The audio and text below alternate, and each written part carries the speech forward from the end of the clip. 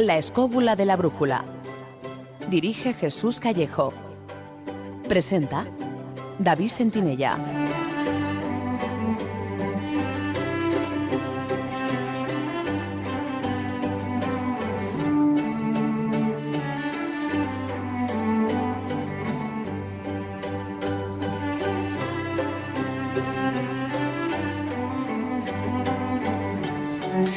Muy buenas noches, ¿qué tal estáis, amigos? Sed todos bienvenidos. Aquí estamos una semana más escobuleando las ondas de Radio 4G en una nueva edición del programa. Gracias por acudir a la cita.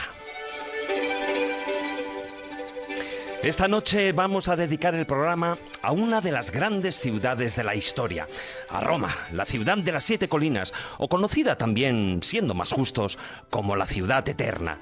Existen 1000 libros que hablan de su historia, del magnífico arte que en ella se guarda, pero nosotros vamos a indagar en sus rarezas, en las curiosidades que salpican la ciudad. Leyendas, supersticiones y misterios envuelven a la eterna Roma y se esconden entre sus calles y edificios.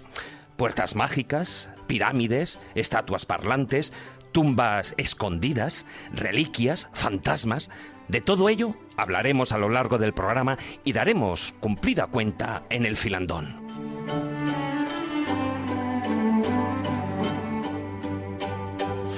Pero además, con el zurrón del caminante visitaremos la Basílica de los Cuatro Santos Coronados, una de las más antiguas iglesias romanas que aún se conserva en pie.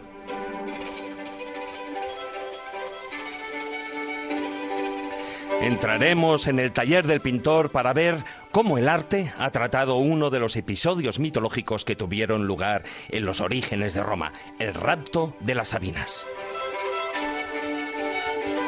También nos acompañarán esta noche los responsables de Divulgadores del Misterio, un maravilloso proyecto audiovisual innovador gracias al cual semana tras semana podemos ver a través de Internet y en calidad de alta definición muchas de las conferencias y congresos que tienen lugar en territorio español.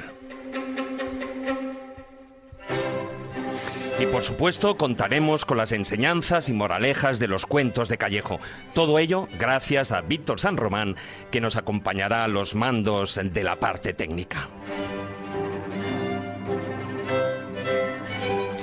Ya sabéis que podéis participar a tiempo real en el programa. Para hacerlo, ya sabéis que tenéis 3 vías. En Facebook, a través de nuestra página La Escóbula de la Brújula. En Twitter, nuestro perfil es @escobuleros. Y el hashtag del programa de esta noche es #Roma Eterna. Y también podéis mandarnos mensajes por WhatsApp durante el programa al siguiente número, que es el de Radio 4G, 636-689-184. Os lo repito, 636-689-184. Por supuesto, con el prefijo +34 si lo mandáis desde fuera de España. Y como digo siempre, no os olvidéis de poner vuestro nombre.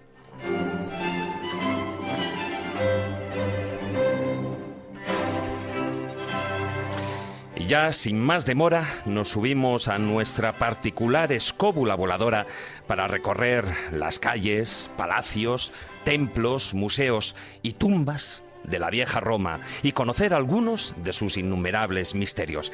Así que, queridos amigos, comenzamos. Historia, leyendas, misterio, lugares mágicos. La escóbula de la brújula.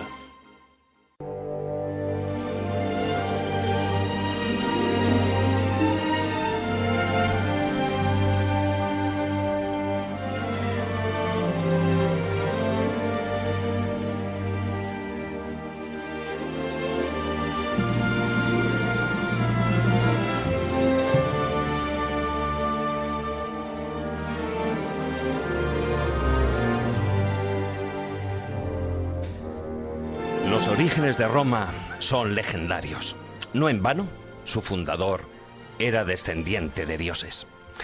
Pero tras más de 1000 años de esplendor, vino su decadencia con la caída del Imperio Romano, y el hecho de ser capital de la cristiandad no le libró de los saqueos bárbaros durante la Edad Media.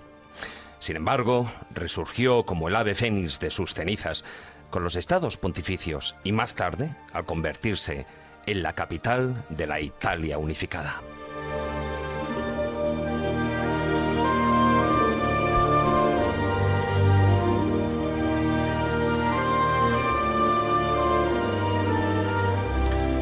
Roma, la ciudad eterna, grandiosa por sus monumentos, palacios, templos, jardines y villas.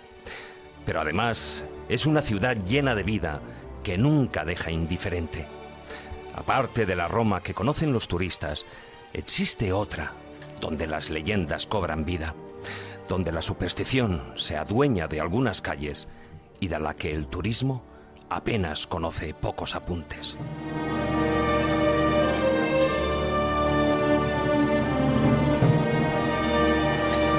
Esta noche, en la escóbula de la brújula, estamos dispuestos a conocer esa otra Roma de la que pocas veces se habla.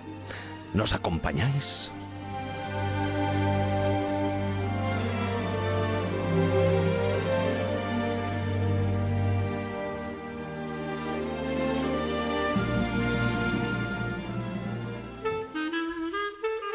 La escóbula de la brújula.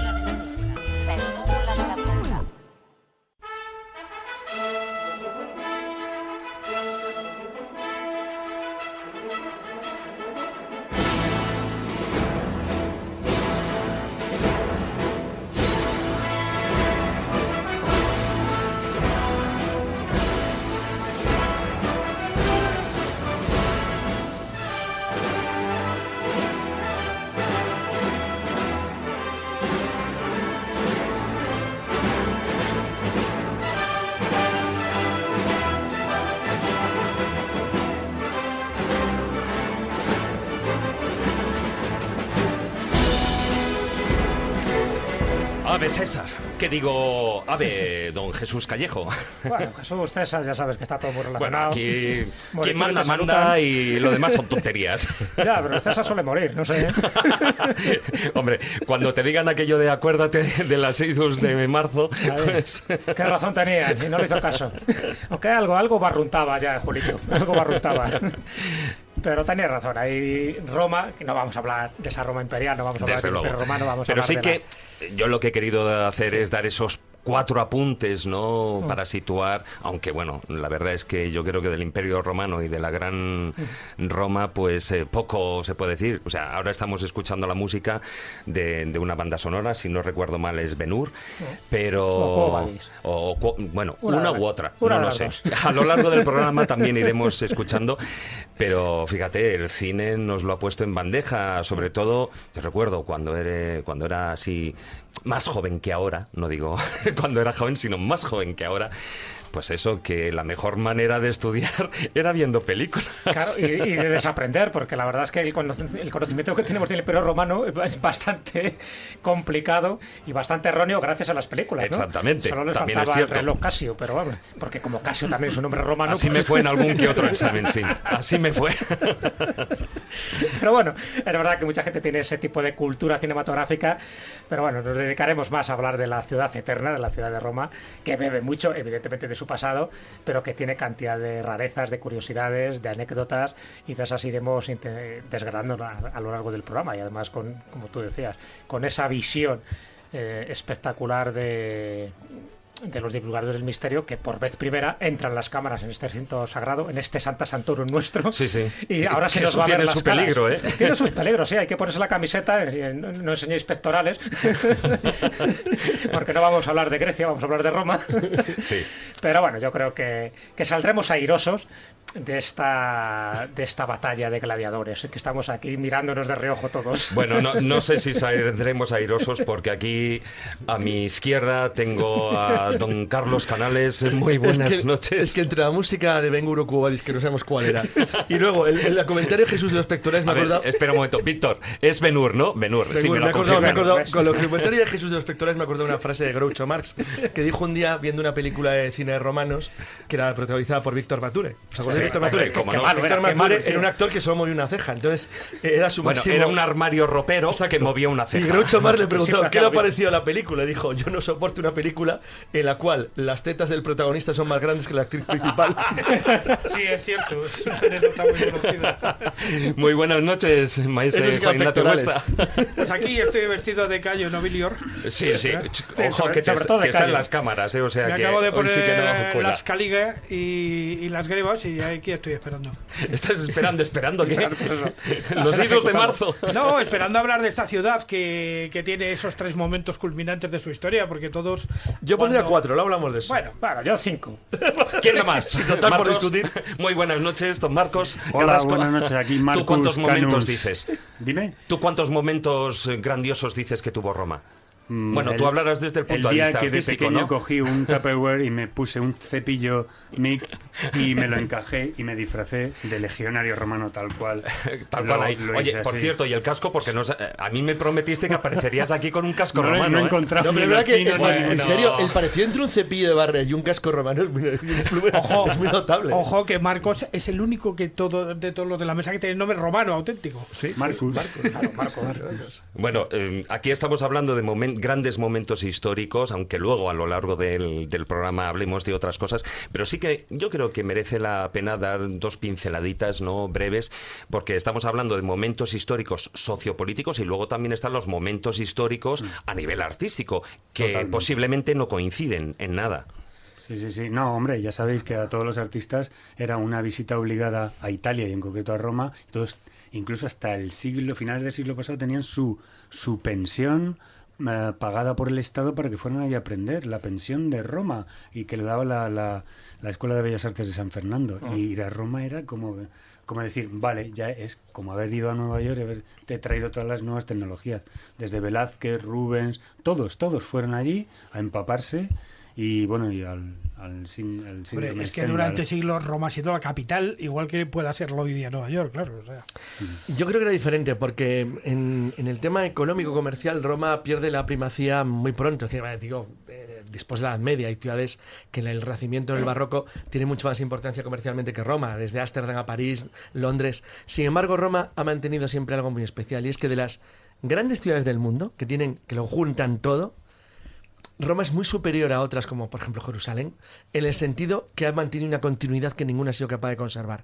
Entonces, el hecho que haya unido, luego lo tocaremos cuando hablemos de las etapas de Roma, en la parte política de que los reyes de Piamonte, Cerdeña, que son los unificadores de Italia, se empeñaran en que Roma fuera la capital de la República, del reino, primero del reino de Italia unificado, y no Turín, que era la capital del reino de Piamonte, Cerdeña, que al fin y al cabo era la cabeza de la dinastía que acababa de conquistar, porque fue la palabra directamente, Italia entera.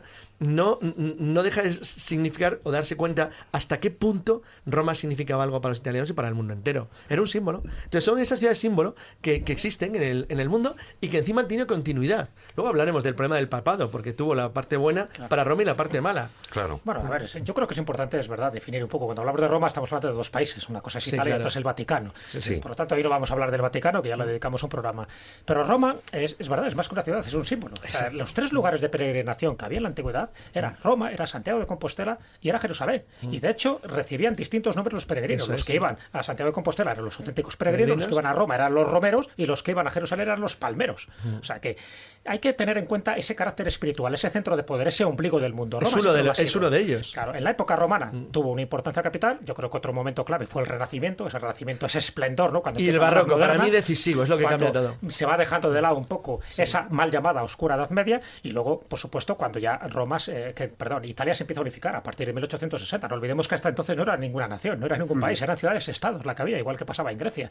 Y a partir de la unificación empieza una nueva etapa, un nuevo florecimiento con sus sombras y sus luces. Mira, imagínate la época de Mussolini, que por cierto, la Roma actual todavía queda mucho de esos monumentos de Mussolini y de Vittorio Emanuel.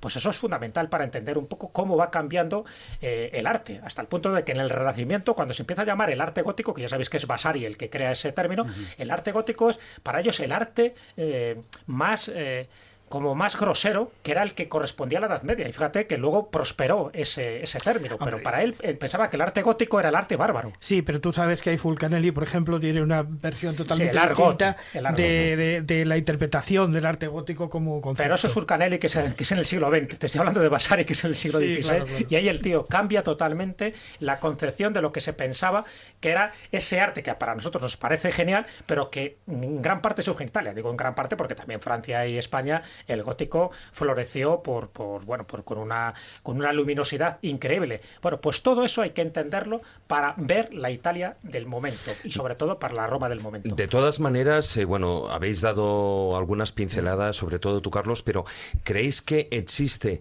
alguna ciudad actualmente en el mundo comparable con la misma historia, con la misma trayectoria que Roma? No, para mí no. Puede que lo haya dentro de a lo mejor 500, 1000 años. A lo mejor en Nueva York dentro de 500 años o 1000 años se convierte en algo parecido.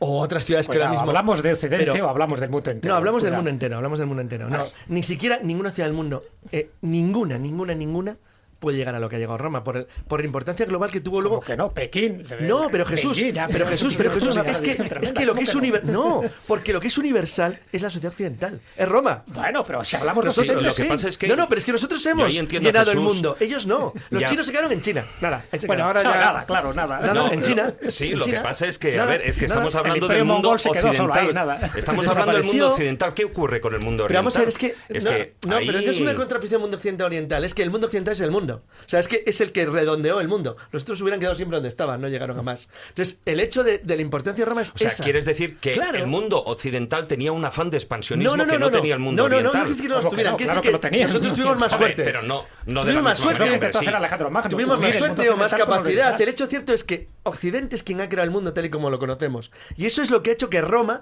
que es el símbolo de nuestra cultura, haya tenido la trascendencia que ha tenido frente a otros lugares. Pero en que tienen Occidente, igual. Carlos, en Occidente.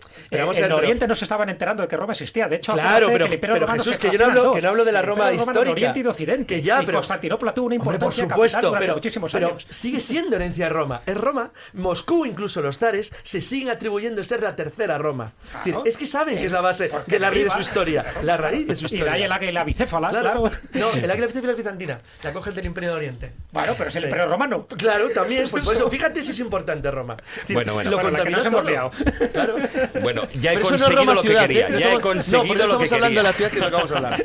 Y vamos a hablar de la ciudad. Conseguir, sí, pero yo No del- quería no del que, imperio. además, hoy que no tenemos un ambiente, un invitado especial sobre el tema central del programa, quería que esto ya empezara a caldearse, porque la verdad hacía tiempo que aquí no saltaban chispas. No nos tirábamos dagas. Y afortunadamente tenemos el aire acondicionado, que si no, el fuego sería notable.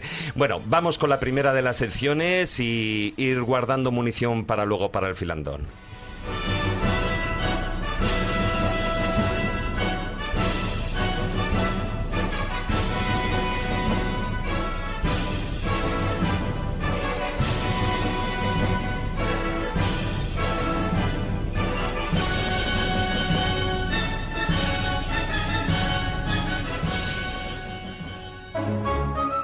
La escóbula de la brújula.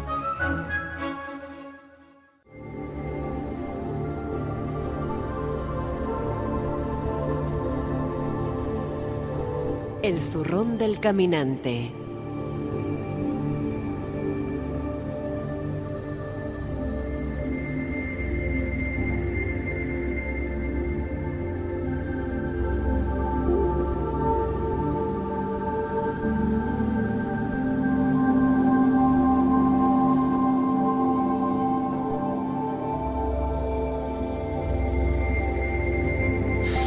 Bueno, y como decía en la introducción, bueno, en el sumario, entramos en el zurrón del caminante, nos lo llevamos a cuestas hasta evidentemente, hasta la península romana, hasta la ciudad eterna, hasta Roma, porque allí encontraremos una de las iglesias romanas, bueno, posiblemente de las más antiguas, estaríamos hablando del siglo V o VI, ¿no? Por ahí. Una basílica, la Cuatro Santos Coronados. Pues sí, efectivamente, esto es un lugar poco conocido de Roma, pero sin embargo es un Muy lugar... tranquilo, ¿no? Sí, bastante tranquilo. Está en el norte de la colina del Celio y es un lugar poco conocido, poco visitado, porque se encuentra un poquito lejos, digamos, de lo que es la almendra central de la cuestión. Está incluso un poco lejos del Vaticano, aunque tiene una buena visión de la ciudad del Vaticano. Y efectivamente, a pesar de que el basamento es anterior porque realmente está constituida sobre posiblemente la villa romana de una mujer, tiene el título esa emilianense por la fundadora, de alguna manera. En los siglos de cuarto a quinto, cuando ya empieza el cristianismo a ser la religión oficial del imperio, aparece como una de las primeras basílicas en Roma, que empieza a moverse, digamos, también incluso en el plano artístico dentro de los movimientos que se hacían entonces. De hecho, tiene... Te nos vas a morir así a este paso. Ay, perdón. Está emocionado. Tiene un claustro y tiene un tipo de decoración que se llama de tipo cosmatesco, que significa lo siguiente: simplemente es que los, digamos, romanos, que les importaba bastante poco su pasado en ese momento, se dedicaron a decorarlo a base de colocar piezas geométricas y tal, hechas con los restos de los mosaicos que iban cogiendo de las villas que se iban destruyendo. Eso es lo que se llama exactamente el estilo cosmatesco. Trabajar con las viejas teselas de los viejos mosaicos. Pero ¿por qué tiene importancia esta iglesia fundamentalmente? Bueno, pues la tiene primero por su origen, que es verdaderamente extraño, porque se dice que los 4 santos coronados eran 4 soldados anónimos que pertenecían a una legión y que en tiempos de Diocleciano se negaron a hacer sacrificios a Esculapio y entonces, por lo tanto, fueron asesinados. Entonces nadie sabe exactamente cuáles son sus nombres, pero sí que se les asigna posteriormente los de Claudio, Nicóstrato, Simproniano y Castorio. Tenían nombre de santos, Bueno, nombre de mártires. Nombres de la época que eran típicos de entonces, que junto a un tal Simplicio eran los que luego se consideraron los 5 carteros mártires de Panonia. Los canteros mártires de Panonia, que cambiaron el nombre por alguna razón y empezaron a ser Segundo, Severiano, Carpóforo y Victorino. Y estos son los 4 santos coronados, ¿eh? ¿Qué importancia tiene aparte de esto? Bueno, de alguna manera este edificio religioso, que incluso hoy día es una hospedería, porque claro, tiene una continuidad en el tiempo verdaderamente asombrosa. No olvidemos que estamos hablando desde el año 400 y pico hasta hoy, en el que ha pasado por él todo tipo de congregación religiosa. Sobre todo, por ejemplo, es una cosa muy curiosa que pasaron los camaldulenses, que es una orden de las religiosas verdaderamente más singulares, porque los camaldulenses son los amigos de los que se llaman los yermos o desiertos. Por ejemplo, en España solamente tenemos algo sobre camaldulenses en La Rioja, donde ahí pasó los últimos días de su vida como monje, digamos, cultivador de un huerto personal, uno de los discípulos de Dalí, por cierto. Es un lugar donde habitualmente se iba a refugiar gente que estaba ya muy rebotada del mundo, o que tenían mucho, o que el mundo les perseguía por cosas muy graves. La orden de los camaldulenses es una orden verdaderamente extraña, atípica, pero que sigue existiendo y que sigue funcionando. Pero el momento más culminante de esta iglesia es cuando se establece como palacio cardenalicio y entra dentro de ella, digamos, como titular de ese cardenalato de los 4 Santi Coronati, un personaje español muy, muy curioso, que es Alfonso de Borja. Alfonso de Borja, que viene de la corte de Alfonso el Magnánimo, de Alfonso V, que llega allí de alguna manera como uno de los primeros cardenales españoles, que de alguna manera llegan por la influencia del reino de Nápoles, que en ese momento pues... Lo acaba de conquistar Alfonso V, pero de todas maneras, Efectivamente. fíjate, hubo gente importantísima un poco antes, como Gil Carrillo Albornoz, que era el connotiero del Papa en el siglo XIV, o sea, había gente importante, castellanos y aragoneses ya. Sí, pero el hecho de que Alfonso de Borja llegue aquí es el establecer ya una especie de saga familiar. De hecho, cambian el apellido y se ponen Borgia. Y esto lo va a llevar luego a su sobrino, Rodrigo Borgia, que sería el Papa Borgia. Alejandro VI, el padre de Lucrecia, una mujer junto a su madre Vanosa de Catanei, muy asociadas al mundo romano. De hecho, pues era una especie de cortesana romana. Y desde aquí, el cardenal Alfonso de Borgia, que sería Calixto Calixto III posteriormente, controlaría perfectamente todos los movimientos en una parte alejada del Vaticano, pero realmente controlaría todo el tema del colegio cardinalicio. De hecho, de alguna manera, el hecho de haber estado en los 4 santos coronados, la familia, de haberlo dominado, sirvió mucho pues para la compra luego posterior de cardenales en el momento, porque el cardenal titular en el momento era Luis de Borgia, que por cierto no asistió a la coronación de Alejandro VI. Además se encuentra cerca del Coliseo, por cierto, desde donde se ve pues prácticamente todo el mundo clásico romano, el Coliseo, el Foro, todos estos sitios, pero sobre todo quizá una de las iglesias más misteriosas de Roma, de la que creo que debemos hablar luego.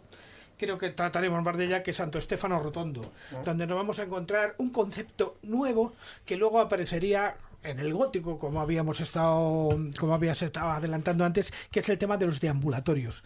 El concepto de deambulatorio que llevaría de alguna manera a lo que es la girola de los templos góticos posteriormente. Este templo, que es parecido o remeda de alguna manera al Santo Sepulcro, se dice que era un mitreo, realmente estaba dedicado al dios Mitra.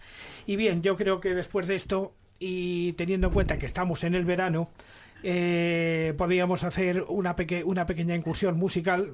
El sonido que me he traído hoy es de señores que no han sido emperadores del mundo romano, pero sí lo han sido emperadores del mundo musical.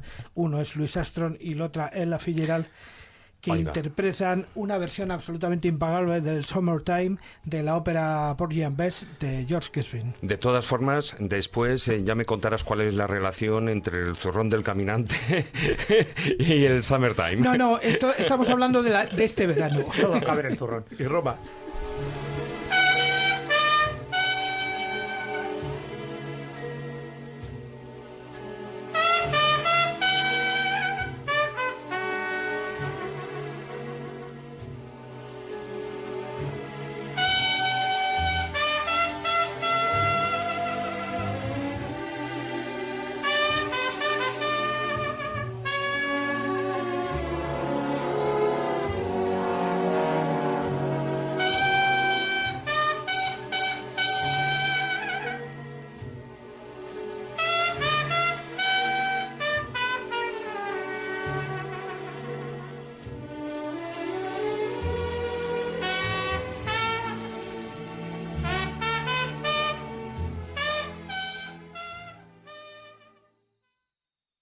En 8 Madrid Televisión solo tenemos buen cine. El lunes, Chechu y familia. Chechu tiene 13 años y un solo propósito para el verano: perder la virginidad.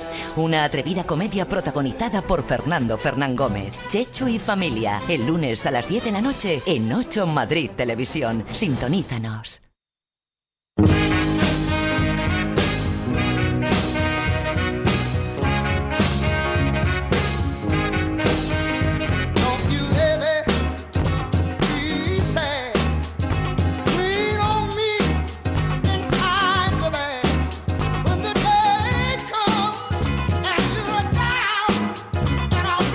Trouble, and I'm about to drown. Just hold on.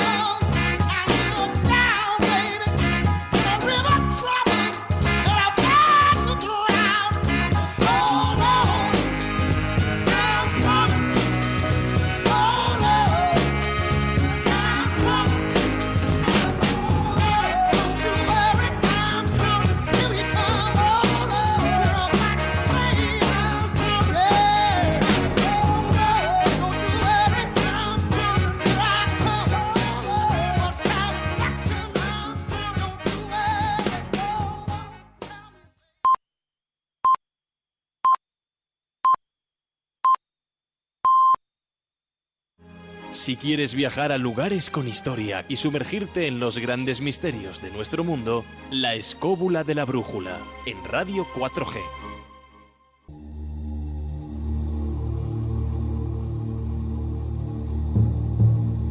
El taller del pintor.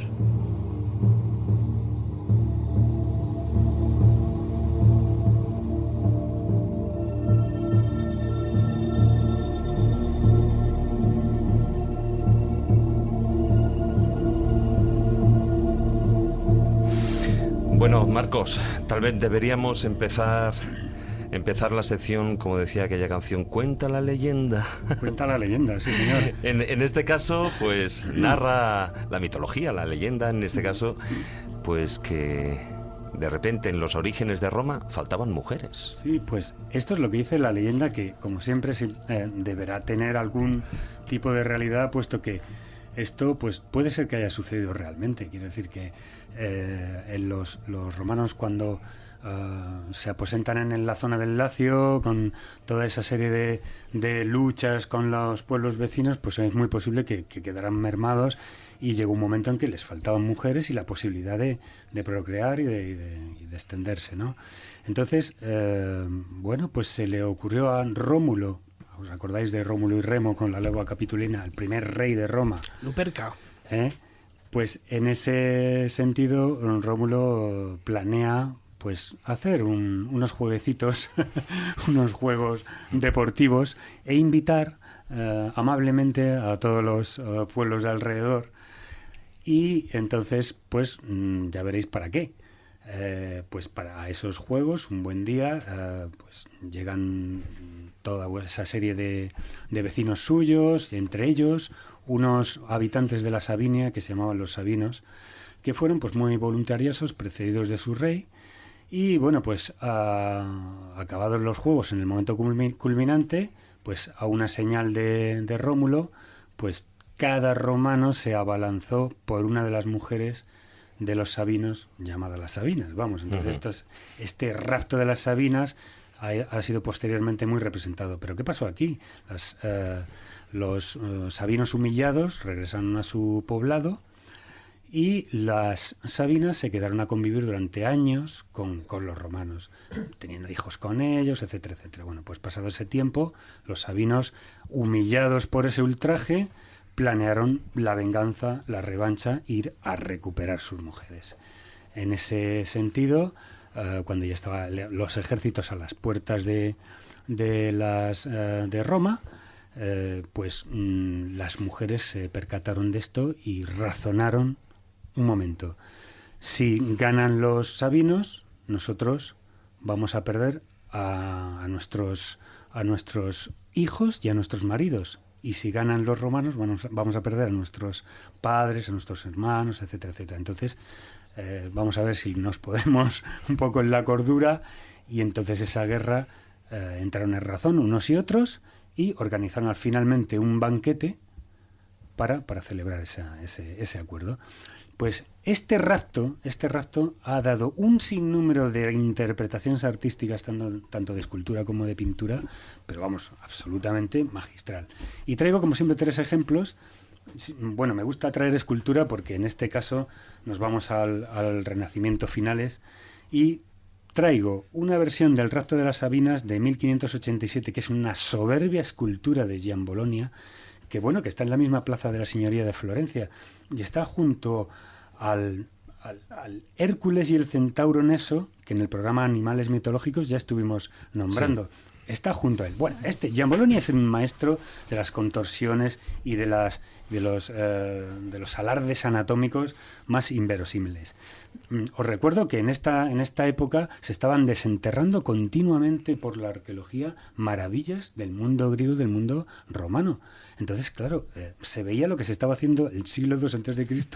y era increíble. Entonces, todos estos artistas, Miguel Ángel, concretamente de Giambologna, aprendían enormemente de estas técnicas antiguas. Esta escultura representa el rapto de las Sabinas, pero solamente con 3 personas. Hay un romano que está cogiendo a una mujer y la está subiendo hacia arriba, y ella forcejea y el mismo romano que está sujetando a esta mujer tiene entre las piernas sometiendo a un hombre mayor que podría ser su padre. Y todas estas el padre de la tres mujer, figuras, sí, exacto. Su suegro. El suegro, Sí, el en suegro. definitiva. Un poco forzadillo el suegro, De pero la suegro. criatura. Al fin y al cabo. Entonces, aquí Giambologna, el artista, lo que hizo es una especie de alarde técnico, pero porque sí, no fue ningún encargo ni nada de nada, ¿no? Vamos a ver, esta escultura tiene 4 metros 10 centímetros en un solo bloque de mármol. Es increíble. Pero todavía hay otra que le gana, que es el David de Miguel Ángel, que tiene 5 metros 17 centímetros. Sí, pero en una figura. Y en este caso lo hacen con 3 personajes, con 3 seres humanos, que además que crea prácticamente una espiral. Una espiral, exactamente, David, tú lo has dicho, porque precisamente la innovación de este escultor lo que hace es que antes la escultura tenía un punto de vista o 2 puntos de vista, como mucho era algo frontal y como mucho lateral. Pero él dice que tiene que tener una escultura 8 puntos satisfactorios. Sí, la rotación completa, ¿verdad? Una rotación completa. Yo he estado ahí al lado de esta escultura y es verdad que la gente da vueltas alrededor de la escultura y tiene una cantidad de puntos de vista preciosos y te funciona compositivamente en cada uno de ellos. Bueno, pues ahí lo que hace Giambologna es que disuelve ese dilema de la frontalidad, hace esa especie de movimiento en espiral ascendente y bueno, Francisco I de Medici cuando la vio dije, esta para mí, y se la puso al lado del Palacio Vecchio. Dime. Un día vamos a tener que abordar de una vez a nivel artístico un programa que hable precisamente de esto que estabas diciendo tú antes, que es que me ha venido a la cabeza ahora mismo y creo que es extraordinariamente importante. ¿Por qué se produce el salto en el salto artístico de alguna manera del clasicismo hasta el Renacimiento, prácticamente con ese momento perdido de la Edad Media, donde todas esas formas que en el clasicismo alcanzaron la perfección absoluta prácticamente dejan de utilizarse hasta el Renacimiento? Pues lo que te hemos hablado tú y yo muchas veces, porque Claro, realmente pero lo debemos hablar en público. esos iconos rígidos y eráticos de los pantócratos de todo el mundo bizantino, lo que hace es que entramos en un código de comunicación distinto en que lo sagrado es repetible una y otra vez y todos los iconos bizantinos, y tú lo sabes, se repiten una y otra vez porque variar sería lo no sagrado. Es decir, es algo como que está inscrito en la De todas divinidad. maneras, ya que estamos hablando en Roma, de la Roma renacentista y barroca, que para mí es la más fascinante desde el punto de vista de lo que es la ciudad, hay una cosa muy importante en lo que estáis diciendo, es decir, es cómo se puede recuperar el conocimiento. Fíjate lo que he dicho antes Marcos, hace un ratito decía, todos los días se desenterraban allí cosas de la antigüedad clásica que no sabían hacer, pero aprendieron como una reconstrucción de ingeniería inversa a volver a reconstruir el tipo de arte que se hacía. Pero no a base de observación, prueba, hasta que llegaron a reconstruirlo igual. Claro, pero es que no solo aprendieron, sino que además lo idealizaron a tal nivel y lo hicieron tan absolutamente colosal que lo que está representado no son seres humanos, son unas idealizaciones Hay brutales. una cosa, hay algo más. Es decir, el Renacimiento Copiaron y lo mejoraron. No, el Renacimiento del Barroco evidentemente. añade algo que Roma no llega a tener nunca, y es que la cultura occidental moderna, nuestra civilización, es cuantificadora, es decir, hace algo que va conjuntamente a la recuperación del arte clásico en el siglo XV, XVI y XVII, que es que va en paralelo, que es la notación musical en pentagramas, capturarle el sonido, es decir, la perspectiva en la pintura que no existía en el mundo clásico en la Edad Media. Sí, con Mantegna, por ejemplo. Va aumentando todo, entonces hasta que llegas a un compendio de conocimiento global que te permite volver en el siglo XVI y XVII a lo que tenías, pero mejorado. Sí. Sin embargo, resumiendo mucho, sería que en la Edad Media la divinidad es lo más importante y en el Renacimiento empieza La persona. ser la divinidad, empieza a ser el hombre. Y yo siento la divinidad a través de mi humanidad. Por eso tengo que ser perfecto, como Dios, que estoy hecho a imagen y semejanza de Él. O sea, esta era la idea, ni más ni menos, ¿no? Bueno, el Rapto de las Sabinas de Rubens, esto es otro pedazo de cuadro.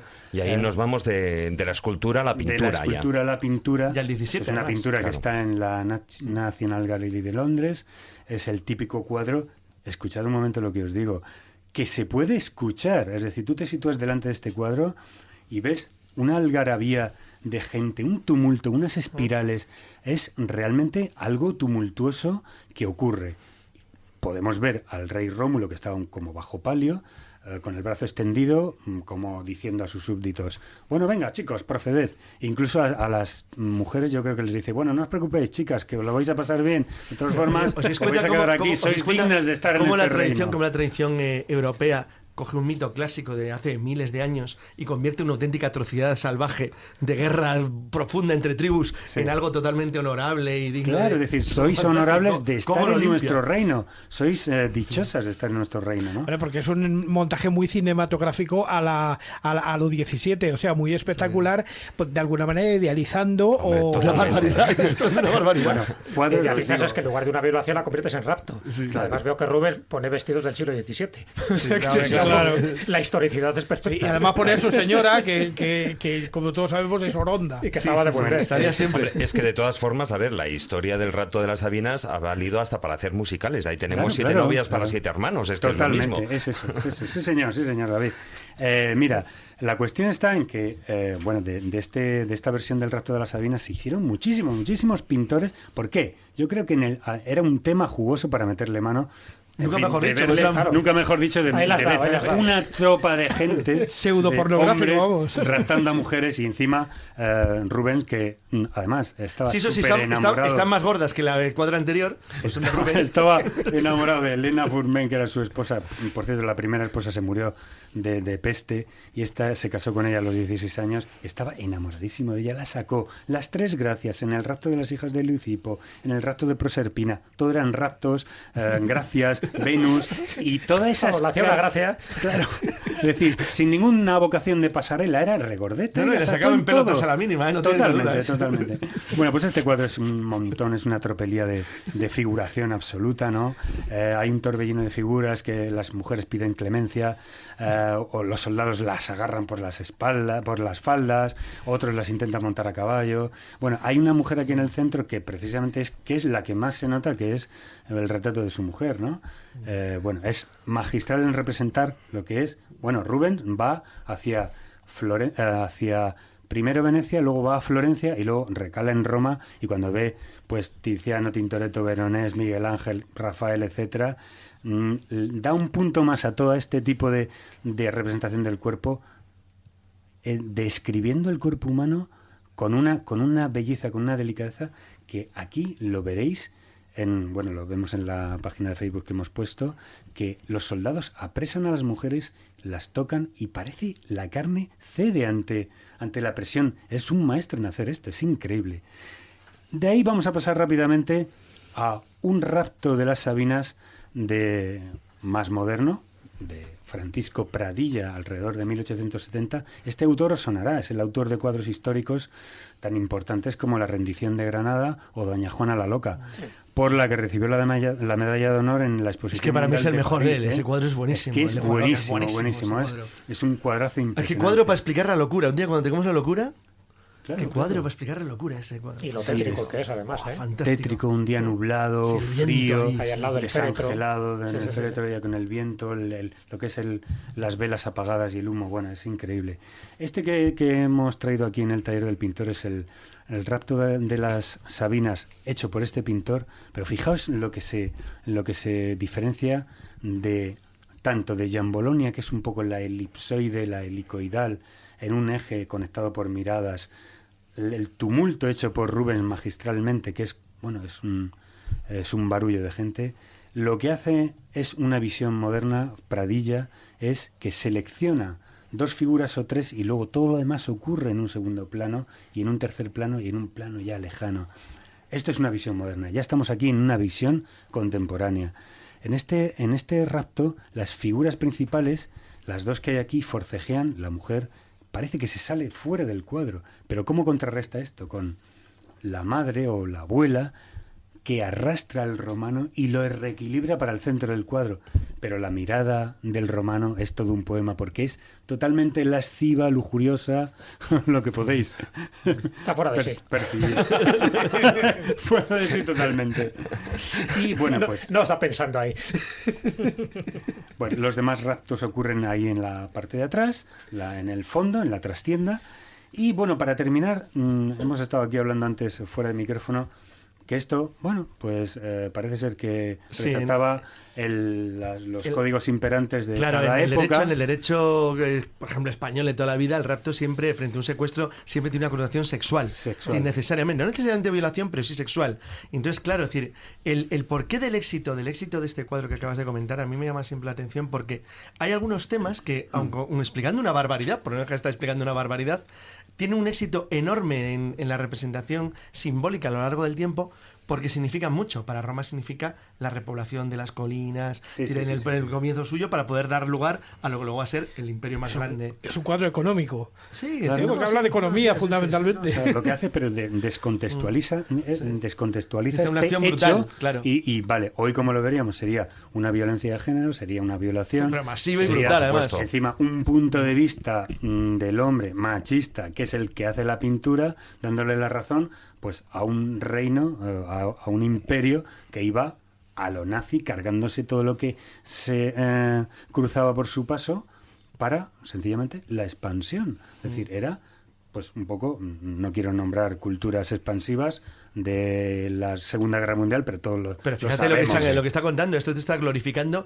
el capturar a todas las mujeres del pueblo vecino para que de esa manera fortalecer el tuyo. Es decir, es una cosa... Era algo habitual en el pasado, ¿no? Sí, era muy Esto común. es más conocido De hecho, de toda la vida. claro, es una cosa cuando tú bastante entrabas habitual. en un Sí, pueblo sí. invadido, Sí. primero, o sea, pasabas a cuchillo a los hombres y normalmente a las mujeres las violabas. O sea, Bueno, de todas maneras, o las raptabas. si vemos, por ejemplo, el crimen y no sé qué, la sociedad salvaje de Malinowski, vemos que esto es algo que Sí, era bastante es un habitual. universal y que se da actualmente en las tribus de Indonesia, que son las que estudió Bronislaw Malinowski, que siguen manteniendo este tipo de prácticas de algún modo, ¿no? Bueno, solamente para terminar, que quiero decir, y lo he dicho varias veces aquí, que todas estas imágenes, esculturas, cuadros, obedecen a la representación subliminal de impulsos sexuales del pintor varón, y eso yo apoyo esto porque en realidad tú cuando estás pintando dentro de unas coordenadas religiosas que no te permiten nada, dicen, no, es que esto es mitología, no, es que esto es mitología romana y griega. Pues claro, lógicamente, ¿cómo te vas a poner a pensar que unos romanos guerreros iban desnudos todos, las mujeres iban desnudas, Simbólico, pelota No nos picada? dejes, Es simbólico, no simbólico. nos dejes sin el de la bicicleta sin barra. Venga. Ese lo he desestimado porque resulta No. Ese ya lo ese hemos... rapto era ya demasiado. Eso ya Era más de cómic. yo era creo, más bien ¿no? una aducción. Lo dejo. Es una alusión por la puerta de atrás.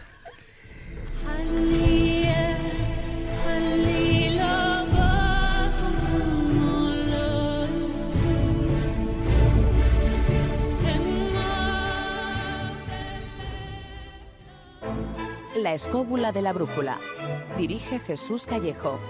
Presenta David Sentinella.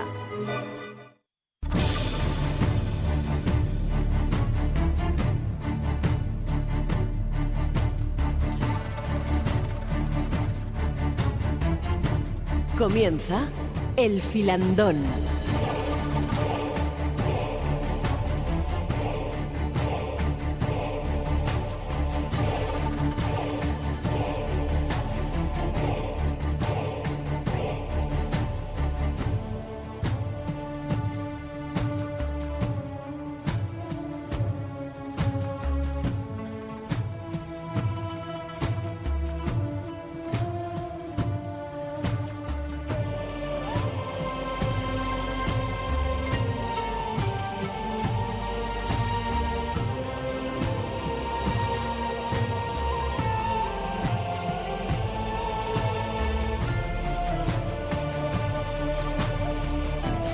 Bueno, y empezamos este macrofilandón que os tenemos preparado, hablando y bueno, partiendo ya de lo que hemos comentado al principio, de que existen dos Romas.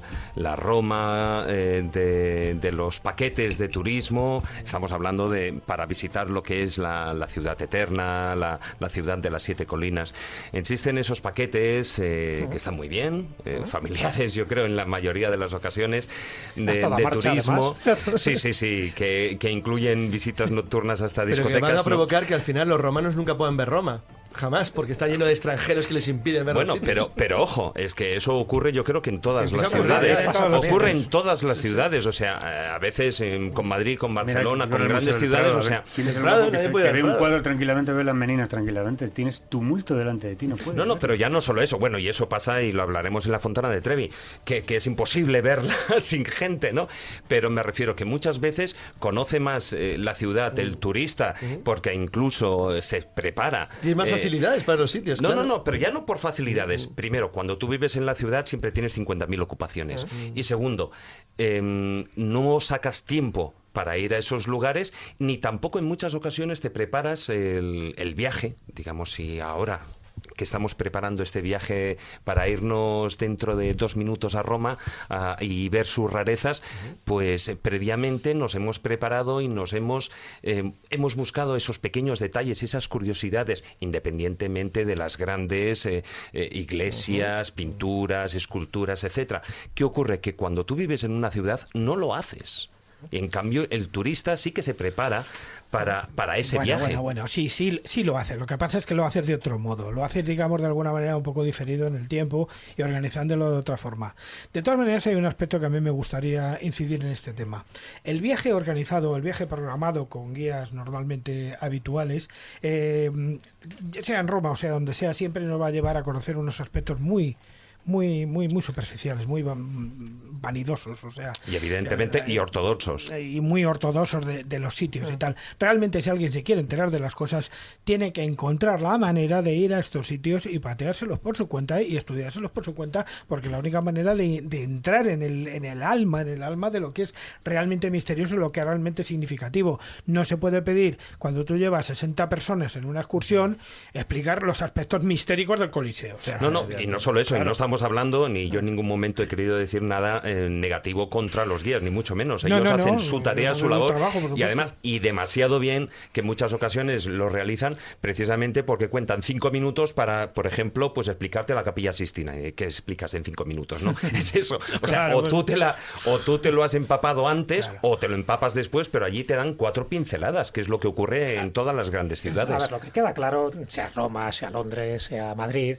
que hay 2 formas de viajar. Una es viajar a nivel turístico y otra es viajar como un viajero. Es decir, O sea, o como una maleta o como es un viajante. Sí, es la vieja polémica de si soy turista o soy viajero. Y hay veces que se puede hacer una simbiosis de las dos cosas, ¿no? Pero cuando uno viaja a una ciudad de estas, me refiero, y tienes tiempo suficiente, evidentemente, lo que no se puede hacer, y lo hace mucha gente, es que en una semana visites Roma, Florencia, Nápoles y Venecia. Entonces, eso no se puede hacer porque al final no te enteras de nada y te creas un batiburrillo y te entra el síndrome de Stendhal a la primera de cambio. No. Cuando visitas una ciudad, hay que O intentar... tienes problemas para ordenar las fotos. Bueno, eso luego esta fontana donde la sabes, ¿no? Ese cacao mental.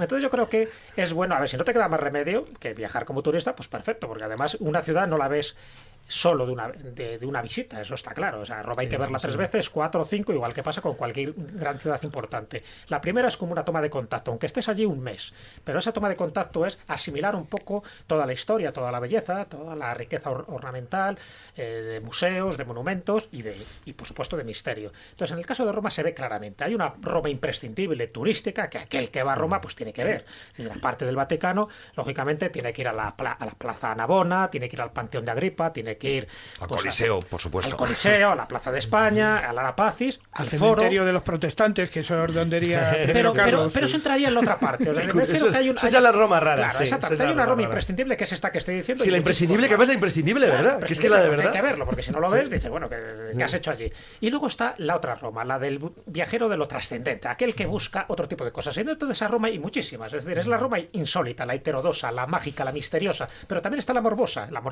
el museo de las ánimas del purgatorio. Ahí es donde quería ir. Claro, luego Vamos entraremos con... en detalle.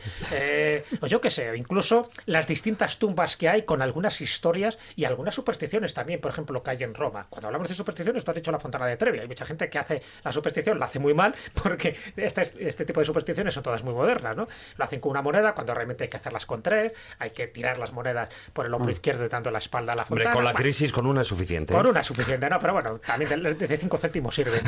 Bueno, vale la la piastra, ¿eh? No tiene por Entonces, ser- es muy interesante conocer esa Roma supersticiosa, porque en todas las ciudades la hay. Entonces, ir allí, aunque sea una tontería, ya sabemos que la superstición está totalmente inventada. Pero bueno, hay muchas parejas que van al puente Milvio y empiezan a poner un candado ahí del amor. Por cierto, ya está prohibido desde hace un par de años. sí. Afortunadamente. Pero da no igual, vaya- da igual. Pero vamos a contar dónde surge esa tontería de los candados del amor y cómo se extiende luego por el resto de Europa.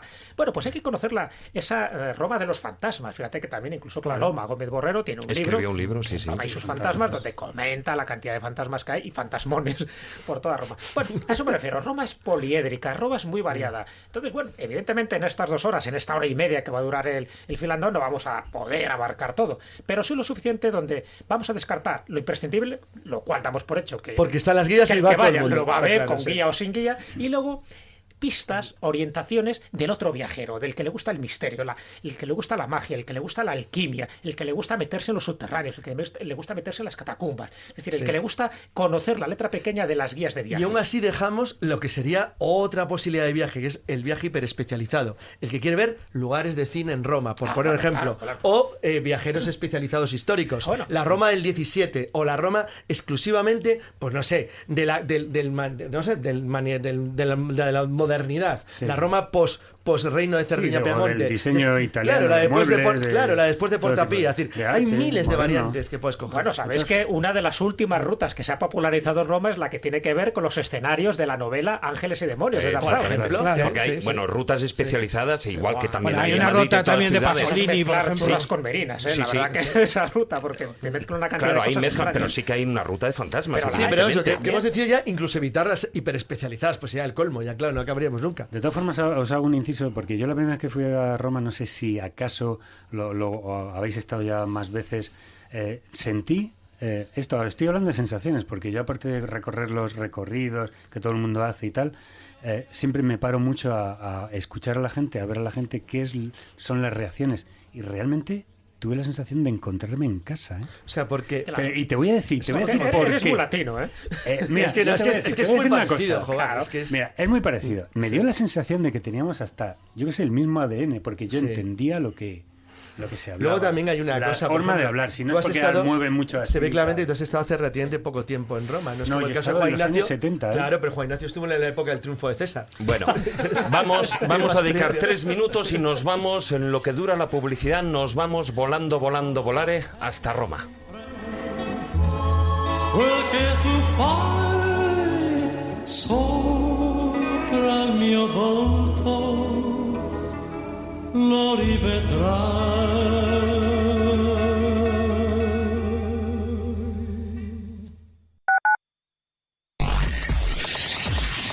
Radio 4G está pensado para que seas tú quien elijas lo que quieras escuchar. Nosotros te damos las posibilidades. Tú eliges. Ven, síguenos. Tenemos cobertura total. Estamos en Internet.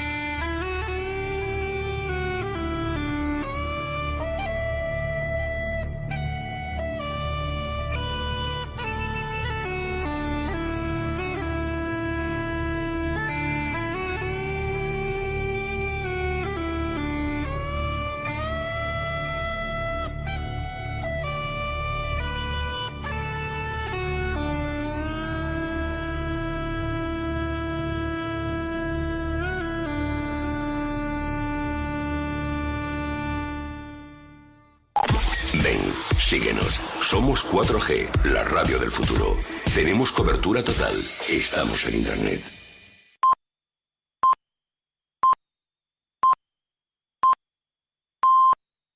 Tu pulso se acelera, las pupilas se dilatan, tu mente dice, ¡no puede ser! Estas vacaciones no pueden costar tan poco, debe ser un error. Pero no, es el efecto rebajas. Con los precios irresistibles de Viajes El Corte Inglés, no te prives de vacaciones. Págalas hasta en 10 meses y con el mejor precio garantizado. Además, si reservas ya y compras un televisor LG OLED, tienes 300 euros de regalo. Consulta condiciones. Ahora con el efecto rebajas, los precios de Viajes El Corte Inglés son más irresistibles que nunca. Hola, soy una de las muchas personas que colabora con la UID comprando su euroboleto. Por tan solo €1 diario, ayudas a muchas personas con discapacidad y al mismo tiempo tengo la opción de hacerme millonario. ¿Y a ti no te gustaría serlo? Organización Impulsora de Discapacitados, 902-113-883. Si eres discapacitado, llámanos. Si no lo eres, apóyanos. Contamos contigo. La escóbula de la brújula. Dirige Jesús Callejo. Presenta David Sentinella.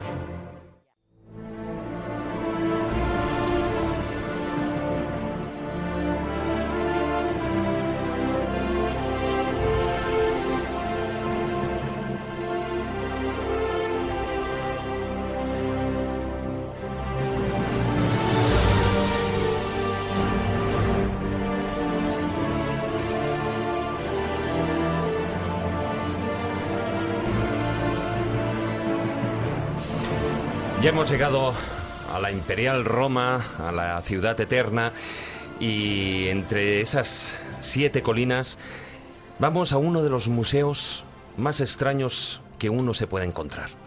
Un museo donde, bueno, pues ahí hay muestras de las almas del purgatorio, ni más ni menos. Allí, bueno, parece ser que se conservan objetos, cartas enviados por lo que son las almas. Algunas incluso, si no me equivoco, Jesús, están marcadas pues como si fueran con manos de fuego. Así es, la verdad que son de esos museos insólitos que es raro como admitir que es verdad, ¿no? Porque ¿a quién se le ha ocurrido esta idea aparentemente disparatada, ¿no? A pesar de que el purgatorio, igual que el cielo y el infierno, han sido admitidos como lugares físicos durante muchísimo tiempo, sobre todo a partir del Concilio de Trento, pero luego ya sabes que con Juan Pablo II pues ya se comentó que más bien eran estados de ánimos, no exactamente lugares físicos. Pero bueno, en el momento que se crea este museo de las ánimas del purgatorio en la iglesia del Santo Cuore, un pequeño duomo, como le llaman, es curioso porque además es muy poco perceptible. Hay gente que pasa adelante y no se entera que en ese lugar hay un sitio tan extraño, tan gore, tan morboso como estas ánimas del purgatorio, que se empieza a concebir a finales del siglo XIX a raíz del padre Jouet, un francés, sí, que vivía allí en Roma. Y entonces, bueno, lo que cuenta la historia, no tanto la leyenda, la historia es que esa iglesia se incendia y podría ser un incendio más de tantos que hubo, ¿no? Por supuesto accidental, no fue intencionado, pero ¿qué ocurre? Que cuando se disipan ya los restos de las llamas, cuando se disipa el humo, sí aparece en una de las paredes algo que en principio un parapsicólogo diría que es una teleplastia, que es el rostro angustiado de una persona, como si hubiera quedado ahí grabado. El padre Jouet pensó que este era un alma del purgatorio que de alguna forma se quería manifestar y que el fuego pues había sido como un poco el medio. También hay que ser imaginativo, ¿eh? Hay que ser imaginativo, pero bueno, él... lo primero que se me ocurriría. Pero eso le encendió la chispa, nunca mejor dicho, para crear ¡Qué miedito! un museo del purgatorio. Entonces, claro, evidentemente en Roma no encontró tantos objetos y se dedicó a recorrer Europa, en fin, sobre todo Alemania, Francia, en busca de visitas físicas de almas del purgatorio. Y entonces, ¿qué empieza a encontrar? Pues Biblias chamuscadas, manos quemadas en prendas. Claro, tanto en prendas, en un reclinatorio, en fin, en lugares de estos.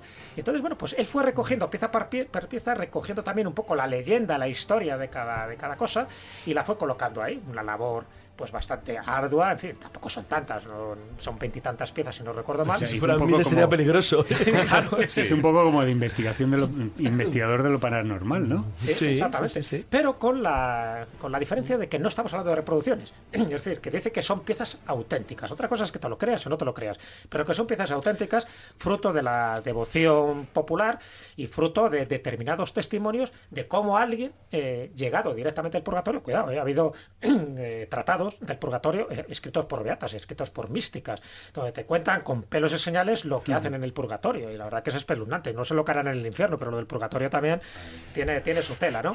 Entonces, bueno, lo que te dicen, evidentemente, si nos vamos a la doctrina de la Iglesia Católica, lo que te dice que el purgatorio es un lugar temporal, un lugar de paso, pero que lo pasas francamente mal. Como la segunda vez. Y entonces, estás ahí atrapado. Muchas de esas ánimas, cuando vienen a nuestro espacio-tiempo, lo que buscan es que se les haga unas misas para estar lo menos posible en el purgatorio. A ser posible pagadas. Claro, hombre, claro. Ahora hablamos de la importancia que tuvo eso en Roma, para la construcción de la Roma tal y como muestra, como seña de identidad, pues te deja su mano chamuscada, pues eso, en una Biblia, en una mesa, en la pared, o no la mesa, o sencillamente cualquier cosa que de alguna forma huela chamusquina y que indica que no ha sido un sueño, que no ha sido la imaginación de esta persona, de este incidente. Hay unos cuantos casos muy curiosos, además, muchos de ellos ocurren como en fechas señaladas, ¿no? Hay algún caso que ocurre, por ejemplo, en la noche de Navidad. O sea, es como si tuviera predilección estas ánimas del purgatorio en manifestarse pues en fechas muy concretas, muy mágicas, que por otra parte pues también coincide con la tradición popular, ¿no? Bueno, pues eso es básicamente un poco lo que hay, y luego, pues bueno, es una gozada el poder ver objeto por objeto, leer su historia. Se pueden hacer fotos, lo cual ya es algo raro, porque normalmente en otros lugares no te permiten hacer fotografías, y que no deja de ser un testimonio único, asombroso, insólito, de un lugar donde se recogen los testimonios del más allá, que no es fácil. Es que además es que lo que vienen a atestiguar es esa comunicación con el más allá. Exactamente. Es que no solo estamos hablando de, en apariencia dices, bueno, pues mira, es como un museo friki, ¿no? Un museo de las almas del purgatorio, ya, pero es que eso, que esté en una iglesia, lo que está, ese mensaje oculto, ese detalle que la gente no piensa, es que viene a aportar pruebas desde el punto de vista de la Iglesia de que existe esa comunicación con el más allá. Yo lo que no entiendo es cómo el Vaticano puede permitir eso, ¿no? Es no permite, por ejemplo, el Vaticano parece indiferente, no le afecta. Le da igual. No, porque nunca va a autentificar que eso sea cierto. Eso pasa como las reliquias, o sea, como ya sabes, no le molestan. Ni siquiera la sábana santa de Turín autentifica que eso es verdad, y más después del escándalo de 1988 con el carbono 14. O sea, lo que pasa es que permite su culto. Si alguien quiere venerar eso y que la gente vaya a la iglesia del Santo Curore del Sufragio, ya sabes que además es una iglesia muy moderna, es neogótica, se termina de construir en el año 1917, pero los testimonios que se van recogiendo por el padre Jouet es desde 1894, 1895, a partir del incendio sobre todo. Bueno, es una rareza, es una curiosidad. Yo creo que es una Roma que también hay que conocer. Fíjate, para aquel que quiera ir. Él llegó a recoger más de 240 o por más, ahí. Pero de los que se exponen son veintitantos, no muchos más, porque también es verdad que a lo largo del tiempo muchos han sido robados, otros se consideraba que provocaban más la risa que la devoción. Entonces al final se han dejado esos auténticos, entre comillas, que piensan que es el testimonio físico de la llegada de un alma del otro mundo, del más allá, a este. Entonces la gente que quiere pruebas dice, pues ahí tienes las pruebas. Es verdad que ya es una cuestión de fe, pero las pruebas las tienes, evidentemente, y además pruebas tangibles, o sea, que las puedes tocar y fotografiar. Y de ahí, de ese museo, digamos, de lo extraño, el que, bueno, pues un museo de este tipo yo creo que solo puede tener lugar en esa exposición en Roma, no puede ser en cualquier otra ciudad. Nos vamos a otra... En este caso no es un museo, son unas criptas que están, por ejemplo, en una iglesia de los capuchinos, los monjes capuchinos. Recordamos que también hablamos aquí en el programa de Palermo, de las catacumbas en Sicilia. Bueno, exactamente. Pues en Roma hay otras, no catacumbas en este caso, sino son unas criptas en Santa María de la Concesione, ¿no? Ahí son 5 criptas, si no me equivoco, que están ahí. ahí abajo y que están llenas de cadáveres, huesos... Bueno, más bien de huesos, ¿sí? Bueno, cadáveres, perdón, calaveras. No hay cuerpos incorruptos por ahí, a diferencia, por ejemplo, de las de Palermo, que era también una cripta de capuchinos, de monjes capuchinos, y sí que había cuerpos incorruptos. Además dijimos un poco los distintos métodos de momificación que había. En este caso no, estos son huesos, mondos y lerondos. Hombre, es curioso porque es verdad que no hay tantos osarios, y menos osarios adornados como este, ¿no? Historiados. Aquí en España hay uno del que hemos hablado, que es el de Bamba, que es pequeñito. Que estuvimos visitando, por cierto. Que estuvimos visitando en el último viaje que hicimos. Está este de Sicilia, que acabamos de comentar, las famosas catacumbas, por ejemplo, de París, donde también hay muchos de estos huesos, en fin, en forma artística. Hay varios en Portugal. El de Évora. Y es verdad que en Roma también hay mucha gente que pasa por Roma y piensa que este tipo de criptas no existen. Mira tú por dónde, también son de capuchinos. Y ahí está.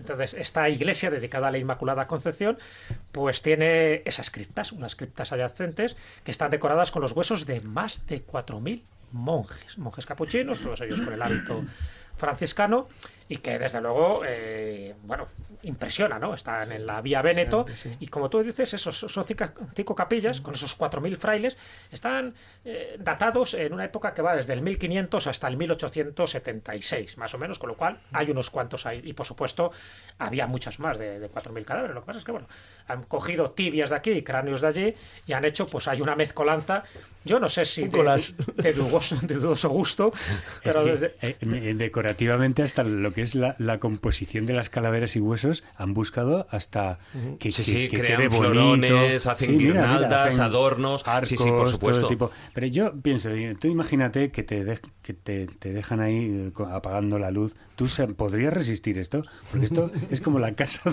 del horror del parque de atracciones, pero a lo bestia, ¿no? Bueno, yo creo que más importante que eso sería en Praga, ¿no? Si no me equivoco. En Praga también hay. Claro, en Praga también hay. Eso sí que es verdaderamente imponente. Ese no le conozco, pero las fotos que he visto Praga también es espectacular. Lo que pasa es que en claro, por eso digo que el gusto artístico, esos muros con motivos decorativos, pues yo creo que van más allá, ¿no? Porque hay en algunos de ellos hay espirales con pelvis, otros candelabros con omoplatos, en otros pedestales de cráneos humanos. En fin, hay un pasillo de 40 metros de largo con abovedados, donde está lleno de cosillas, incluso algunos parecen como crucificados, como colgados. Es decir, no sé, es un gusto estético que es verdad que en el fondo lo que intenta representar, no lo olvidemos, el contexto es el tempus fugit, el tiempo se va, en fin, morir habemus. La muerte te espera. Exactamente, o sea que en el fondo es un mensaje de que cuidado, no raptes en las sabinas, que al final te vas a morir y tienes que pagar luego, claro, tus pecados o tu karma, ¿no? Bueno, puede ser, pero bueno, es curioso, es impresionante y también es algo que yo creo que es digno de ver, sobre todo para los que no sean demasiado aprensivos, evidentemente, ¿no? Bueno, ahí también... Creo que hay una frase también ahí en los capuchinos que dice: aquí vais a encontrar huesos, calaveras y nada.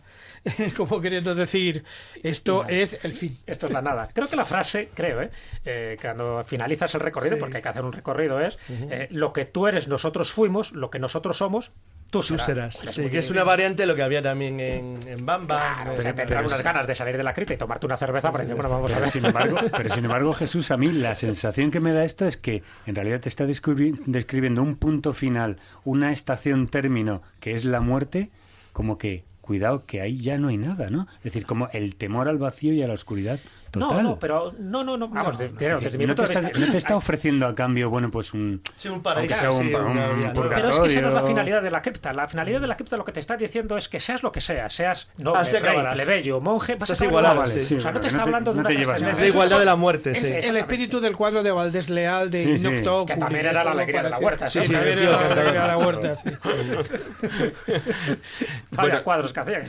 Hombre, pero aún así, lo que son las criptas de los capuchinos no es la única. O sea, también se puede pasar, es la más, o sea, yo creo que donde hay más material, ahí estás hablando de 4.000 cadáveres, bueno, calaveras, huesos así, sumando y tal, ¿no? Pero, por ejemplo, también en Santa María de la Adoración y de la Muerte, ahí, pero lo que ya está adornado como tal es la propia fachada de la iglesia, en la que, bueno, pues ahí está adornada con calaveras, en las que tienen alas, curiosamente, y que, bueno, pues recuerda un poquitín también a esa frase que tú estabas diciendo, el tiempo pasa rápido, ¿no? Tempus fugit. Sí, en el fondo también, claro. Hay que también recordar un poco para qué se hizo esta iglesia, o por lo menos la finalidad que tuvo, la Santa María de la Oración y la Muerte, ¿no? Tú lo has dicho, sí, ya lo eres dice, italiano, que te caracteriza de actor que eres. Sí, vamos. Pero, bueno, en la Vía Giulia, pues, claro, ¿cuál fue una de las finalidades que tuvo esta iglesia? Evidentemente, yo creo que no era esta, pero era recoger los muertos abandonados, o los muertos de los que en la familia no se podía hacer cargo. Que era un problema. Sí, claro. Es un sistema de civilización. Que era un gran problema, porque estamos hablando del siglo XVII en adelante. Sí. Entonces había muchas muertes, en fin, había epidemias, y había gente que no sabía qué hacer con el muerto. Entonces, bueno, lo colocaba ahí en la puerta. Bueno, había esta iglesia de la oración y de la muerte, ahí lo colocaba, incluso había buzones de donativos para que la gente diera dinero, porque evidentemente los curas, la iglesia no se podía hacer cargo de tanto muerto, porque estamos hablando de miles y miles de personas que al final eran enterradas en una cripta específica, que por cierto, dentro de esa iglesia también hay una cripta, una capilla de huesos. Lo que pasa es que no te la permiten ver, salvo que tengas algún permiso o tengas algún tipo de enchufe, ¿no?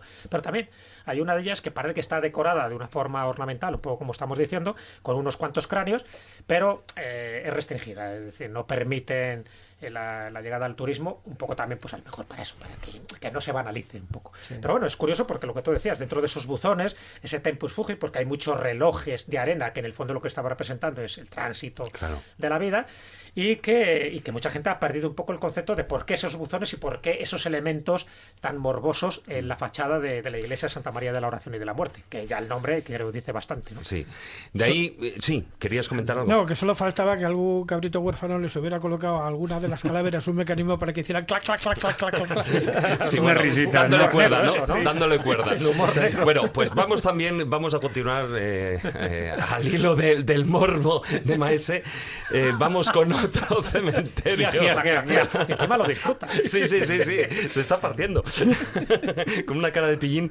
Bueno, vamos a otro cementerio. ¿Tiene aspecto de monje? Claro, bueno, solo el aspecto. Luego la realidad... Famélico no. No, desde luego que no. Monje cervecero. Es de abadía. Sí, es de abadía, sí. Bueno, vamos con otro cementerio, pero en este caso, porque es un cementerio curioso, es un cementerio protestante, ahí que está en Roma. Tú lo conoces...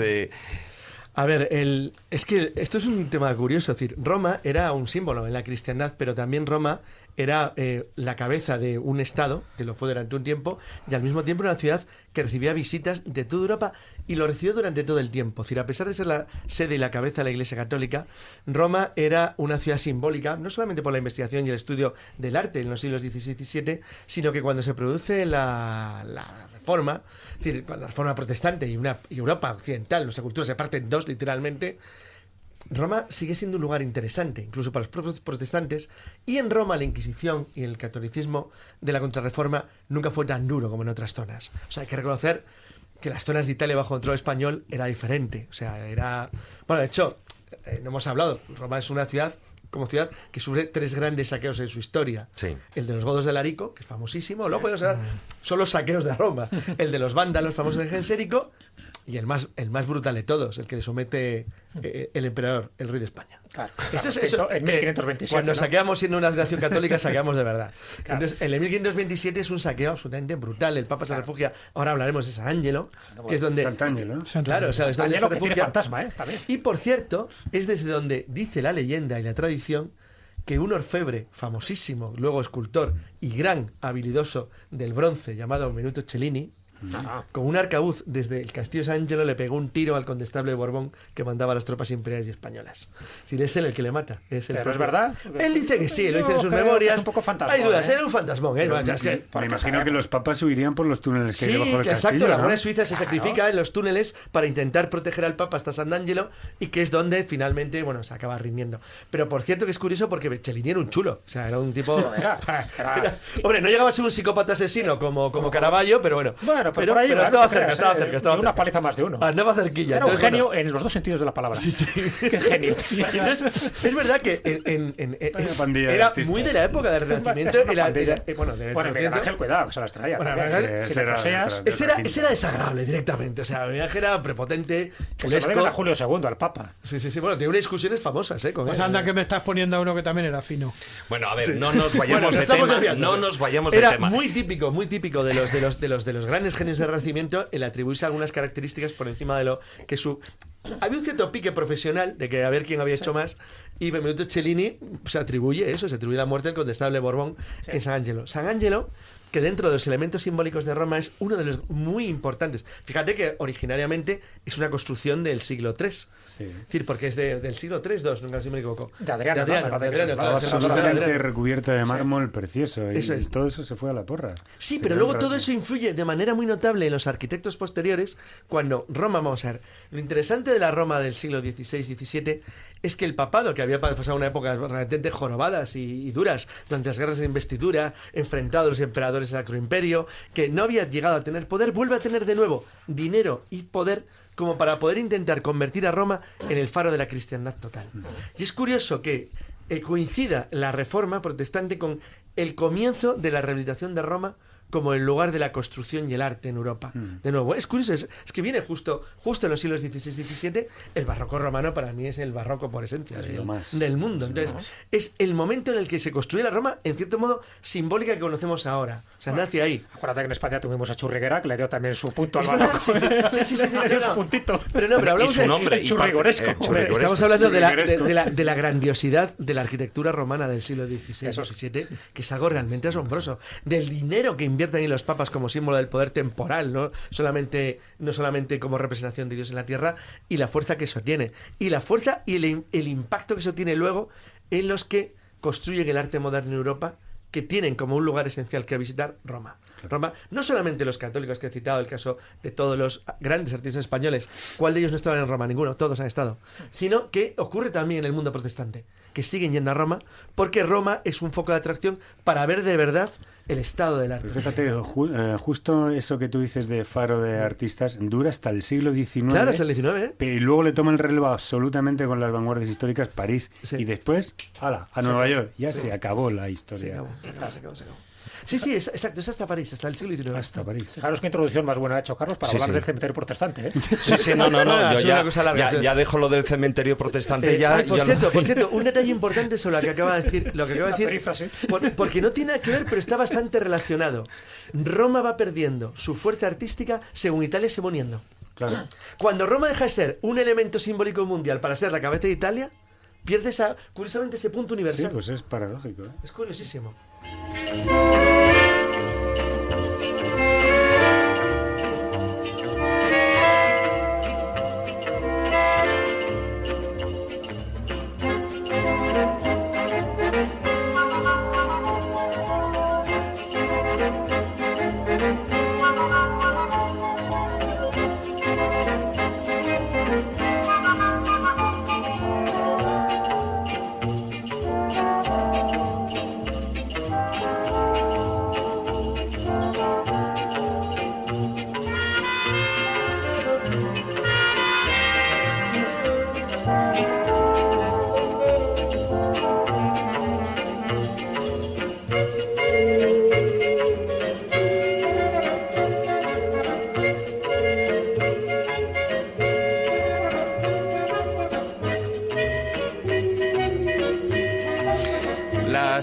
Las 11 de la noche, las 23 horas y 22 minutos, ya hemos seleccionado a nuestro compañero, a Carlos, para que sea más breve, conciso y nos hable de algunos de los personajes estamos hablando del que el cementerio protestante que tiene una curiosidad para mí importante, es que además de protestantes, en cierto modo, el protestante, más que protestante, de los no católicos.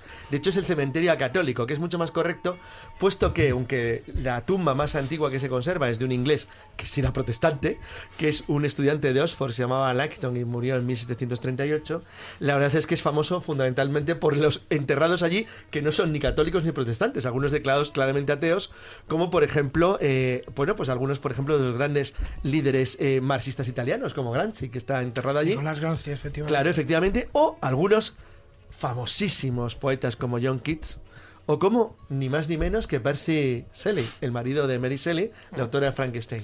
Entonces, que murió allí, murió de tuberculosis. Sí, además mueren con una diferencia de un año, uno en 1821 y otro en 1822. Eso es. Entonces, bueno, realmente todo este tipo de la existencia de grandes personajes que no eran católicos y que no tenían tradición en la propia Roma. Pero es que hay judíos también enterrados, por eso sí, que está mal llamado el cementerio protestante. Es que ellos lo llaman cementerio católico, el no católico. Realmente es mucho más correcto. O cementerio de los ingleses, del inglés, que es muy... Bueno, que en cierto modo tiene relación porque eran los ingleses en general, como en toda Europa, los primeros viajeros del mundo occidental moderno. Son los inventores del turismo moderno, en el sentido que nosotros conocemos de viajar por placer y de redescubrir la Europa antigua, pues simplemente como una experiencia en tu vida. Y eso es verdad que lo crean los ingleses en el siglo XVIII. Entonces, bueno, pues es un sitio realmente digno de verse, pues es muy bonito, lleno de árboles, muy cuidado y realmente un lugar muy famoso. Hemos estado hablando porque parece mentira, ¿no?, que en lo que es en Roma, la ciudad del cristianismo y del catolicismo, pues de esos otros cultos, ¿no? Hemos hablado de ese cementerio protestante, pero hay otros, por ejemplo, en lo que es en la iglesia de San Clemente, ahí en la plaza que tiene el mismo nombre, bajo lo que es la iglesia hay 4 niveles dedicados al culto del mitraísmo. Es que es decir, fue la gran capital del mitraísmo en el mundo. Sí, señor, porque además, bueno, eso estaríamos hablando de unos 17 siglos atrás, ¿no? Pues entonces, el culto al zoroastrismo, el culto a Mitra, durante aquella época llegó incluso a rivalizar con el cristianismo. Pudo haber sido perfectamente región del imperio porque era región de las legiones. A quien les gustaban las legiones romanas. Del ejército. Sí. Es que, no, a ver, hay que hacernos también un poco una composición de la época, ¿no?, cronológica. Antes de que empiece el cristianismo, antes de que se oficialice a partir del siglo IV, había 2 cultos muy importantes en la Roma de aquel momento. Uno el culto al sol invicto y el otro el culto a Mitra. Entonces, al final triunfa el cristianismo por una serie de razones estratégicas. Fíjate que parecido había que Mitra había nacido también en una cueva, exactamente igual. Hay un montón de similitudes. El del sol invicto no desaparece del todo. Yo creo que es cristianizado la figura de San Lorenzo. En el caso de San Lorenzo es curioso, incluso yo he oído hablar de San Lorenzo como una especie de máquina del tiempo, porque en el fondo parece que hay una serie de sustratos donde se ve claramente la evolución arquitectónica de distintas épocas. Por una parte, lo que ahora es la iglesia medieval está sobre una antigua casa romana, a su vez sobre una basílica paleocristiana y a su vez sobre este mitreum romano. Sí. O sea, que te quiero decir que parece que se van viendo los estratos donde por distintos niveles, ¿no?, de superficie, donde prácticamente es como si entraras en una máquina del tiempo, donde puedes ver multitud de siglos y distintos estilos arquitectónicos y sobre todo distintas creencias religiosas a medida que se iba construyendo la actual iglesia de San Clemente. O sea que ahí es muy recomendable, sobre todo por eso, porque tienes 3 o 4 en uno, por el mismo precio, que no sé lo que cuesta ahora, pero creo que es una pasta. Bueno, sí, porque antes estábamos mencionando que estamos preguntando que aquí en España, para entrar en muchas iglesias, etcétera, etcétera, pues hace falta pagar en la Catedral de Toledo, en Barcelona, bueno, en un sinfín, ¿no? Y antes, hace apenas 2 años atrás, en Roma no era así. Ahora parece ser que ya, o sea, pagando San Pedro canta, y nunca mejor dicho. Pero lo que sí que es una prueba de que el cristianismo superó al culto a Mitra, el que la iglesia se construyó encima de esos 4 niveles dedicados al culto. Una musica dolce suonava soltanto per me.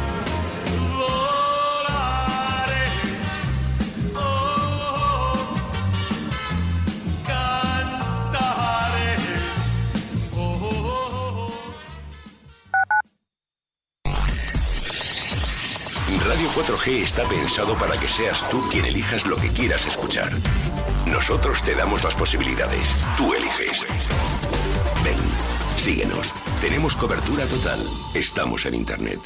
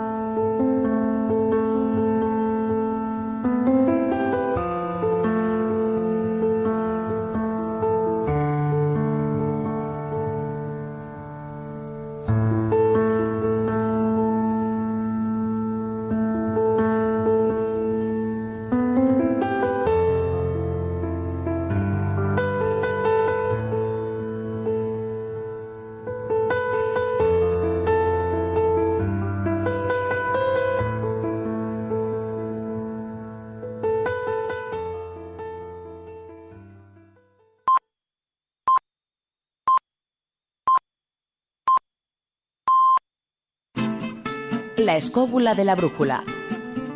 La escóbula de la brújula.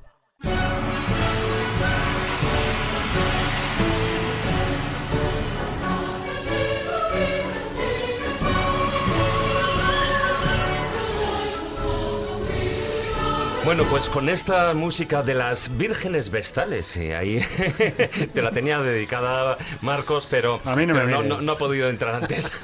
Con esta música de las vírgenes vestales nos vamos bueno, pues a cierta parte de esas curiosidades que guardan una relación con la superstición e incluso, bueno, pues con la leyenda.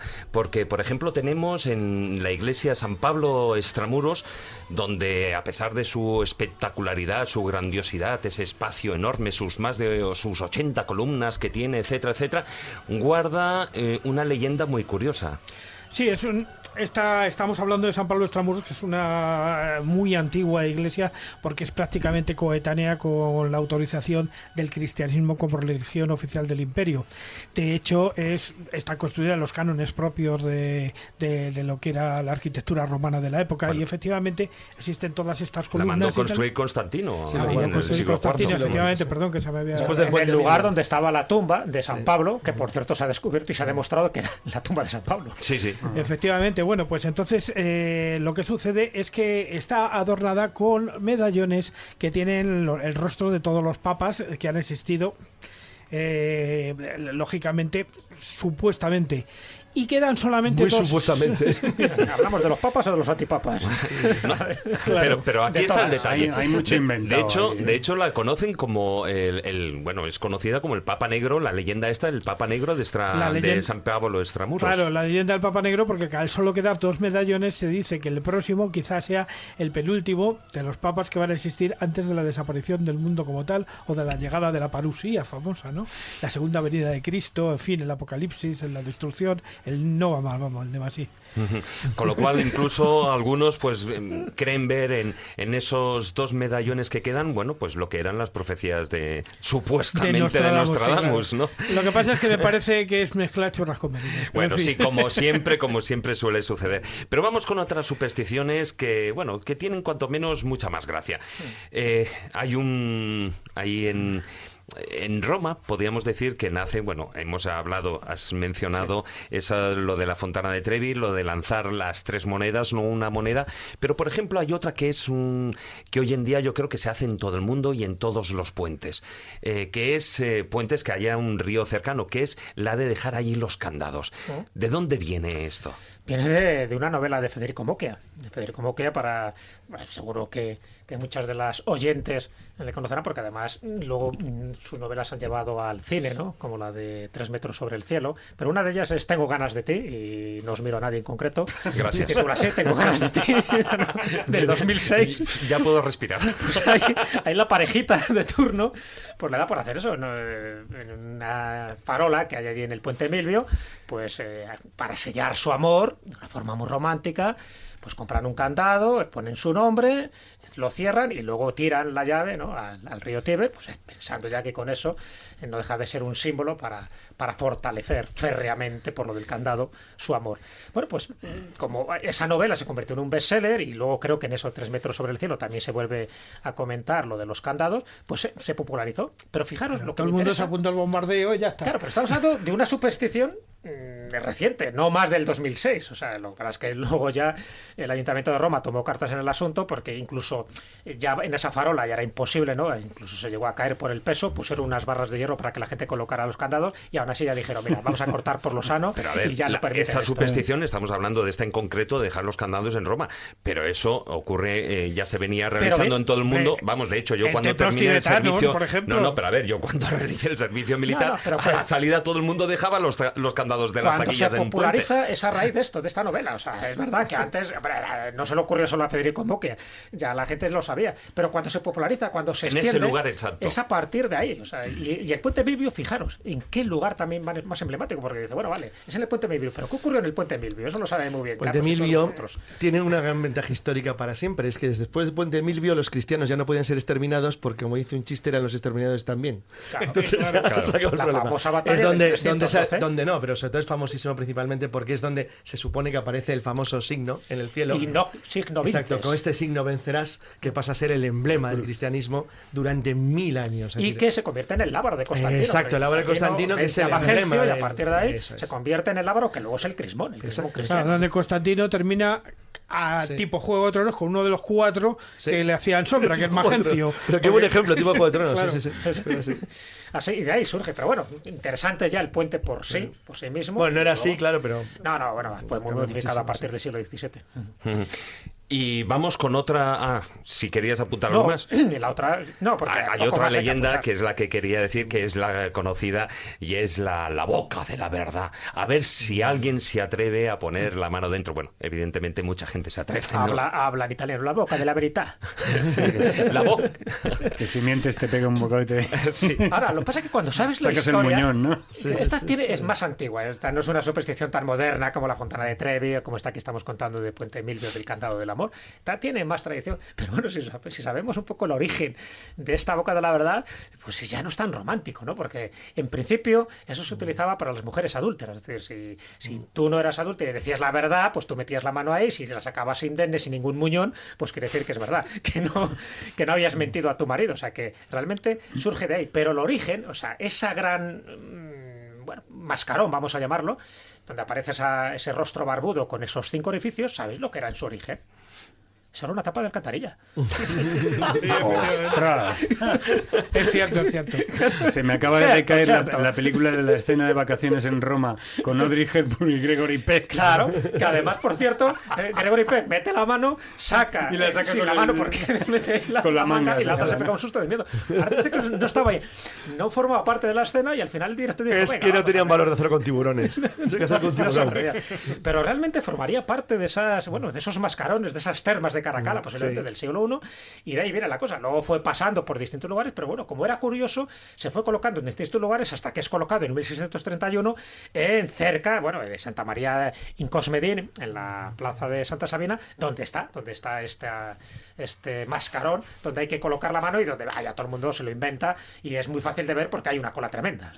Es decir, es muy difícil pasar desapercibido cuando ¿y esta cola para qué? Pues ahí todo el mundo haciendo el tonto, ¡ay, la mano! Mira, solo tengo 4 dedos. Hoy en día con el selfie, ¿no? Tiene cierto parecido con la boca esta de Bomarzo, ¿no? ¿No? Pero es distinto, porque lo de Bomarzo es muy curioso además que hayas hecho esa referencia. Bomarzo además está relativamente cerca de Roma, unos 70 kilómetros, una cosa así, en Viterbo. Y lo de Bomarzo es distinto porque para entrar, sabes que es un jardín alquímico, sabes que es un jardín esotérico con una serie de claves astrológicas y alquímicas, que por cierto, si nos da tiempo, luego comentaremos que también tú vas a ver el sueño de Polifilo, tiene otra historia. Hay una puerta alquímica en Roma, ¿no?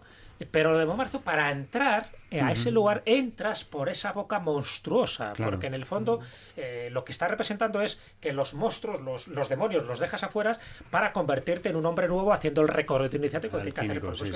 Pero eso luego sirvió de inspiración para algún otro templo, como el Palacio Zuccari. El Palacio Zuccari, que tiene ese estilo marianista, está basado precisamente en ese jardín de Bomarzo, donde se buscan los monstruos. De hecho, ese Palacio Zuccari la llama la Casa de los Monstruos, una casa del siglo XVI, porque en parte está inspirado en este príncipe, el príncipe Orsini, que es el que genera toda esta historia del Palacio de Bomarzo, del templo, porque es todo como un templo relacionado un poco con lo que hemos dicho, con los templos alquímicos y con los jardines alquímicos. Es algo más que una parte decorativa. Efectivamente, no tiene nada que ver, tiene un juego, es un esquema diferente. Y bueno, vamos con algo a caballo entre la superstición y el conocimiento. Digo brevemente porque tenemos 5 minutos que nos quedan justitos del filandón. Algo que habla de magia, y estamos hablando de una puerta que está en la Piazza Vittorio, en la Plaza Vittorio. Sí, Vittorini. Hacen así con la mano, ¿no? Y es una puerta que tiene en lo que es en su marco grabado una serie de fórmulas, de símbolos que supuestamente tienen un contenido alquímico y que nadie sabe cuál es el orden adecuado, la manera adecuada de cómo hay que recitarlo. Mira, eso es una de las cosas que mejor, más extrañas de Roma, y además también pasa muy desapercibido, ¿no? Lo que dice la leyenda, ya que hay que hablar de la leyenda, es que, lo manda a construir en el siglo XVII el marqués Polombara y dice que se hace amigo de un alquimista. Pues el alquimista que buscaba el marqués Polombara, igual que buscaban tantos en aquella época, era hacerse rico, convertir metales innobles en oro, evidentemente. Entonces, pues te buscabas a algún alquimista que supiera los secretos de la piedra filosofal. Entonces dice que, bueno, pues él trabaja... Como que fuera fácil. Claro, le ofrece su laboratorio, le ofrece dinero, y este alquimista pues lo hace. Y de buenas a primeras parece que algo consigue, pero desaparece. Desaparece por harto de ensalmo y no se sabe más de él. Pero sí deja una especie de manuscrito con una serie de símbolos, de fórmulas raras, que claro, que el marqués no sabe interpretar. Entonces, como no sabe interpretar ni él ni nadie que le rodea, y el alquimista puso los pies en polvorosa y nunca se supo de él, pues ¿qué hace? Crea esta especie de puerta, bueno, de puertas, porque eran 5, solo se conserva una, y en todas ellas pone las fórmulas alquímicas que vio reflejadas en este manuscrito. Claro, como ha desaparecido 4, solo queda una, es imposible. Esto es como lo de la mesa de Salomón. Si te quitan una pata, ya no puedes saber el código secreto que tiene la mesa de Salomón para activarla. Pues aquí ocurriría algo parecido. Solo ha quedado esa puerta con símbolos astrológicos, alquímicos. Nadie sabe muy bien lo que significa, pero que sí formaba parte de un conjunto de puertas, de esta puerta mágica, como se llama, o la puerta alquímica, y que solo podemos deducir. Fíjate qué curioso, porque posteriormente a esta puerta, en lo que es en el umbral de la puerta, han colocado a 2 dioses, que es la misma divinidad. ¿Sabéis a qué dios han colocado? Al dios Bes. Sí. Un dios cartaginés, un dios egipcio, un dios que es un gnomo, que es un duendecito, que es el dios de la fertilidad y el dios de los misterios también, y por cierto, también el dios de la sexualidad. Y del teatro. Y del teatro. Y del teatro, porque la vida es puro teatro. Y hablando de puro teatro, también en Roma, bueno, pues estamos hablando ya para finalizar, como último de los elementos, se nos quedan muchas cosas en el tintero, ¿no? Pero hemos estado hablando, yo antes he hecho referencia, pirámide en Roma, porque mucha gente sabe sí que hay obeliscos, hay muchos obeliscos en Roma, alguno de ellos incluso no es egipcio, porque mucha gente no sabe que hay un obelisco de reciente construcción que está ahí de unos 21 metros de altura, ¿no? Que está dedicado, bueno, a lo que es en la época del Novecento, ¿no? Pero sí que hay una pirámide en la ciudad, en Roma, una pirámide que data, bueno, de principios de nuestra era. Pues está al lado del cementerio protestante, por cierto. Exactamente, está al ladito. Y embutida en la muralla, por cierto. La pirámide de Cestia. En la muralla aureliana. Pero fijaros, ponernos en contexto. En aquella época, estamos hablando de la época romana. Son faraones hasta cuál, hasta Diocleciano. Me parece, no sé, ¿cuál es el último que se declara todavía faraón de los emperadores romanos? Es hasta siglo II, III, que siguieron declarándose ahí se faraones. está hablando que supuestamente se construyó alrededor del 12 a.C. Sí, exactamente, pero en una mentalidad de... Claro, además este no era emperador ni nada, era un magistrado, ¿no? Este hombre, Cayo Cestio. Epulón. Pero por entonces era muy habitual, solo queda esta pirámide, pero era muy habitual que alguien que tuviera dinero, y este lo tenía, enterrarse en una pirámide, pero una pirámide al estilo tolemaico, ya no el estilo de la cuarta dinastía, sino ya de las últimas dinastías. Sí, es bastante elevado, bueno, tiene 36 metros de altura. Pero eso es estilo helenístico, es una cosa... Sí, que no y entonces se buscaba un poco la inmortalidad pensando, bueno, si estos se entierran en pirámides, yo que tengo dinero me voy a enterrar en una pirámide. Con el tiempo han desaparecido muchas de ellas, pero queda esta, y queda con una rareza, porque es una pirámide de ladrillo, pero revestida de mármol blanco, en fin, con un pasadizo, con una cámara mortuoria, que por supuesto ya fue expoliada hace ya muchísimo tiempo, pero que no deja de ser curioso porque en el fondo tiene las mismas dimensiones, la misma estructura y la misma simbología que tenían las pirámides egipcias, pero en este caso en Roma, de este Cayo Cestio. Cayo. Bueno, dejamos aquí al filandón, porque bueno, la verdad es que, como decía, se nos quedan muchísimas cosas en el tintero, pero bueno, eso es una buena razón para preparar un viaje a Roma, ¿por qué no? Desde luego que sí.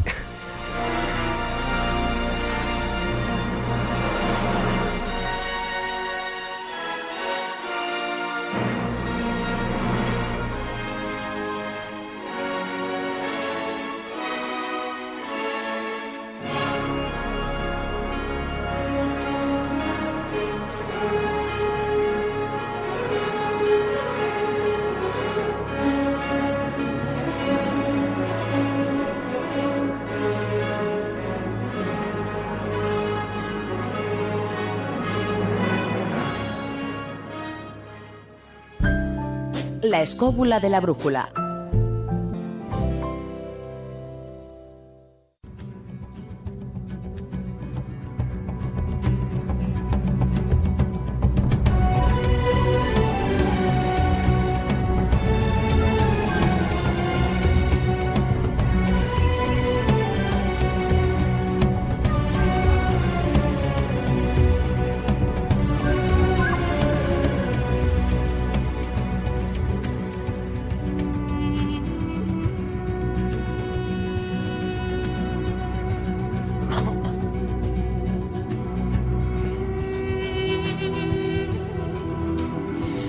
Bueno, y como hemos dicho al principio del programa, hoy nos acompañan los responsables de Divulgadores del Misterio.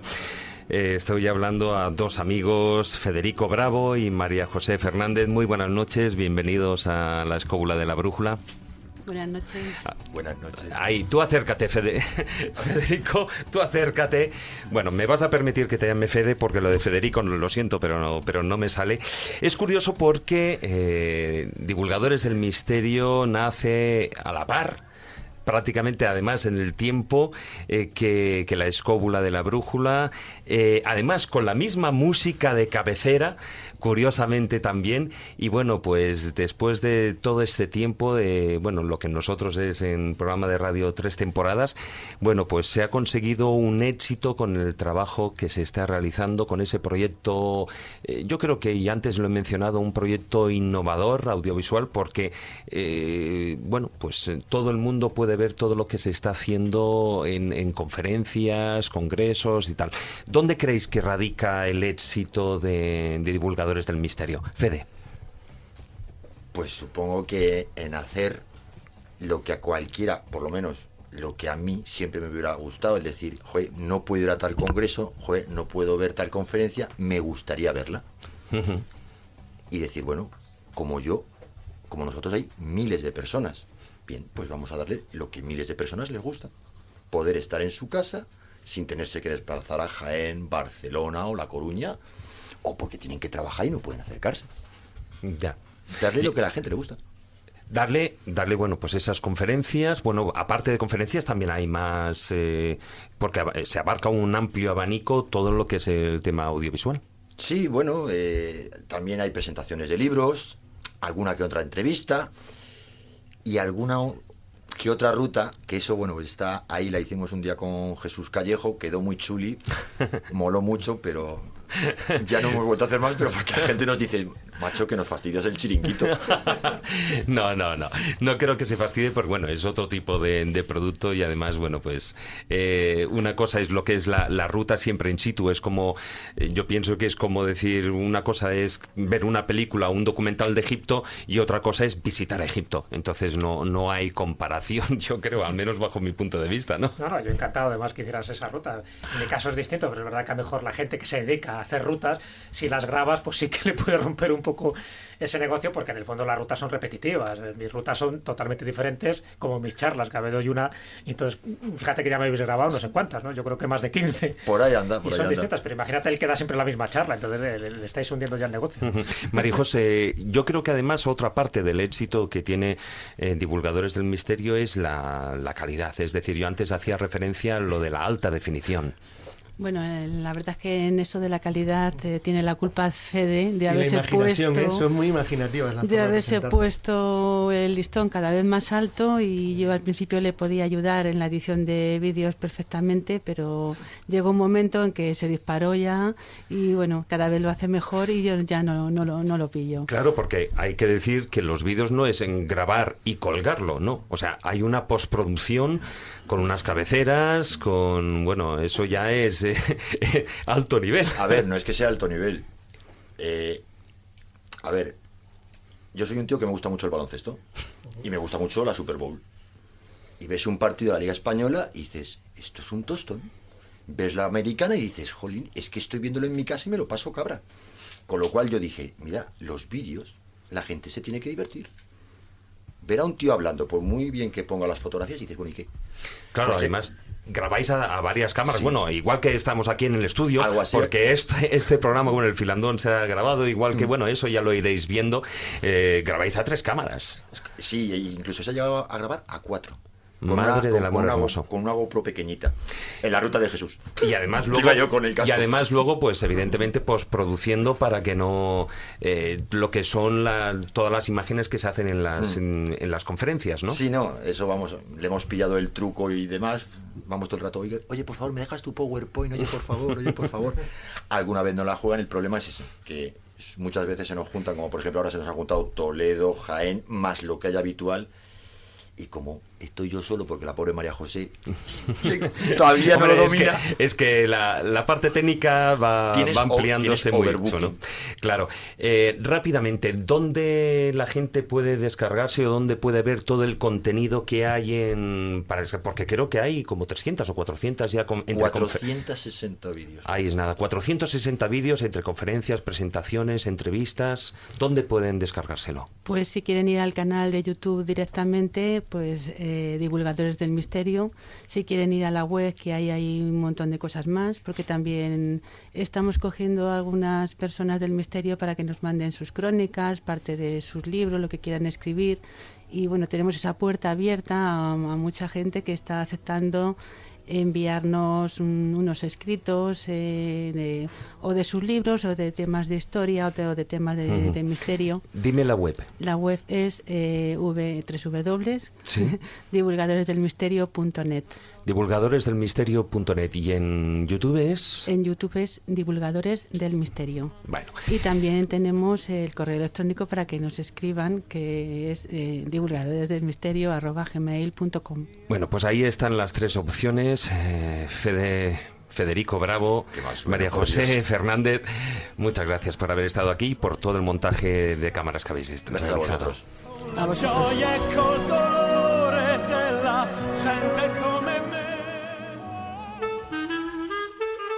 La escóbula de la brújula.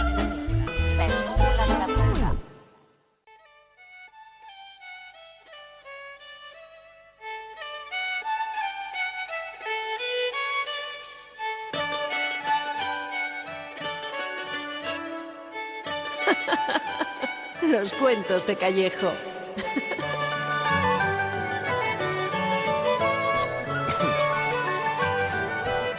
Que me estaba dando la tos. Jesús, me estás haciendo así como un círculo, y no es la hora. Yo creo que va por el relato, ¿no? Va por el relato. El Círculo del 99. ¿Habías oído hablar de él? No. Ya verás cómo hoy sí. Hoy sí. Bueno, pues ya me muero de ganas. Vamos a recordar, te pongo en antecedentes, es un cuento de Jorge Bucay, que se llama así, El Círculo del 99, y que yo creo que sirve para analizar muchas situaciones que se dan en nuestra vida personal y también en las personas que tenemos alrededor. Si quieres, paso a relatarlo. Vamos a ello.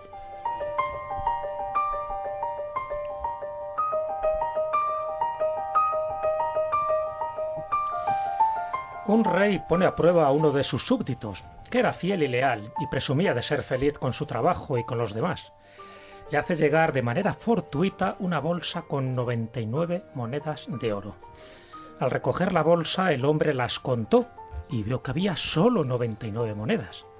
Se afanó para buscar la moneda número 100, que creía que había perdido, ya que eso es lo que supuestamente correspondía al ser una cifra redonda.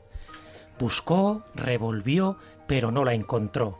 Entonces se puso a hacer sus cábalas para conseguir la moneda que le faltaba. Quería llegar a las 100 monedas, siempre según su criterio. Así que se puso a trabajar, se puso a ahorrar todo lo posible, a gastar un tiempo de su vida en tener la moneda número 100, ya que eso, según su criterio, según su filosofía, es lo que le iba a permitir vivir mejor, más tranquilo y alcanzar la felicidad total. El hombre busca que te busca, trabaja que trabaja, perdió su salud y su felicidad en el afán de conseguir la moneda número 100. Había entrado sin darse cuenta en el círculo vicioso del 99.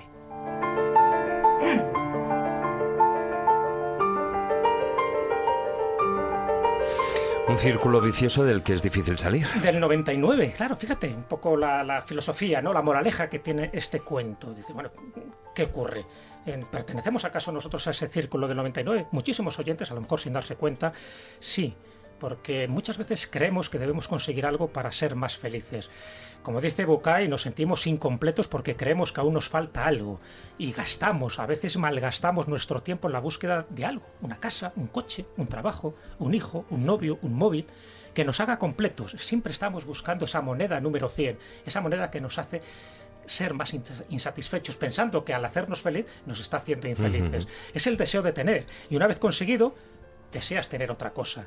Siempre estamos persiguiendo deseos que una vez conseguidos nos dura un momento, esa satisfacción, para luego pasar a la insatisfacción de desear otra cosa, ese placer fugaz de lo que hemos hablado en la tertulia esta noche, ese placer momentáneo frente a esa otra satisfacción, aquella que no es material, aquella en la que tú realmente te sientes completo en cosas que no son tan terrenales o materiales, muchas veces como el mero hecho de dar, de compartir, de ayudar a los demás, de sentirnos útil, de escuchar, de mostrar apoyo ante dificultades. Vamos tan deprisa que a veces no nos damos cuenta de que hemos entrado en ese círculo del 99. Así que, para terminar, como decía el libro de Eckhart Tolle, El poder de la hora, lo importante es el ser, lo que tiene que predominar. No debemos fiarnos siempre de que si tenemos más vamos a ser más felices. Nos tenemos que llenar por dentro, tenemos que salir de ese círculo vicioso. No tenemos que buscar la moneda 100, ya tenemos esa moneda 100 en el corazón.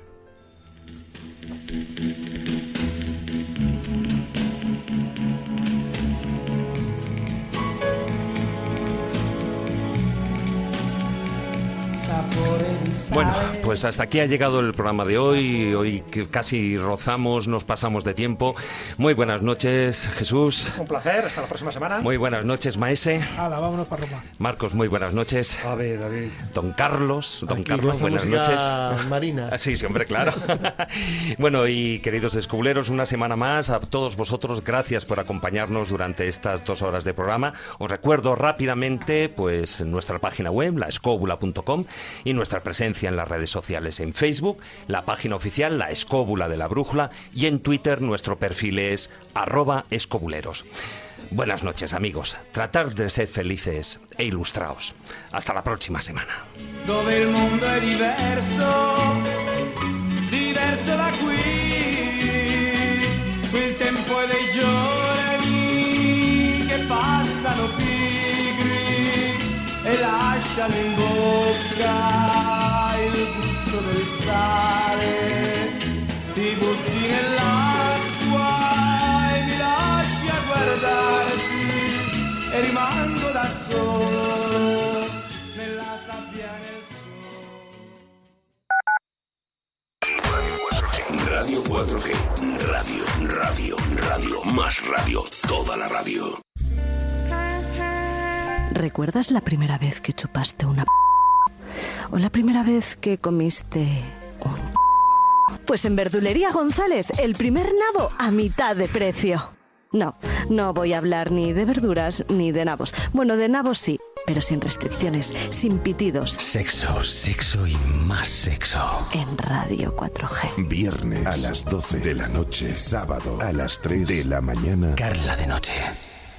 Esto es lo que te pierdes si no escuchas La Jungla 4.0. ¿Quién? ¿Nuestro amigo qué? Sófocles. Sófocles. Sí. Sófocles. ¿Cómo se dice? Sófocles. Flo no. No es Flo. Sófocles. Sófocles. Eso es. Sófocles. La Jungla 4.0 con José Antonio Avellán. De lunes a viernes de 6 a 11 de la mañana en Radio 4G.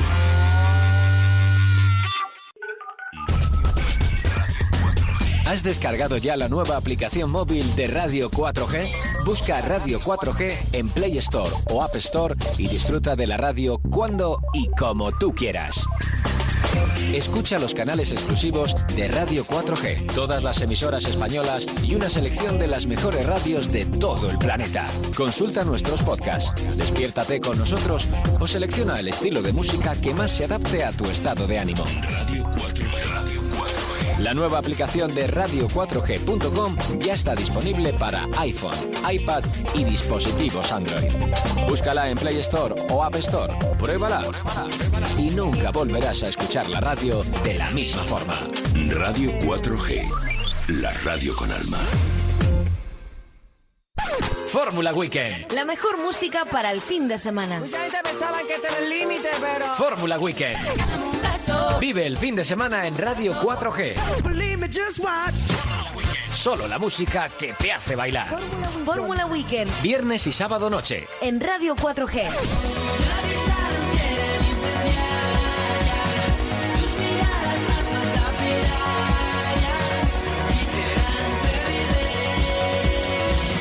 Radio 4G, la radio con alma.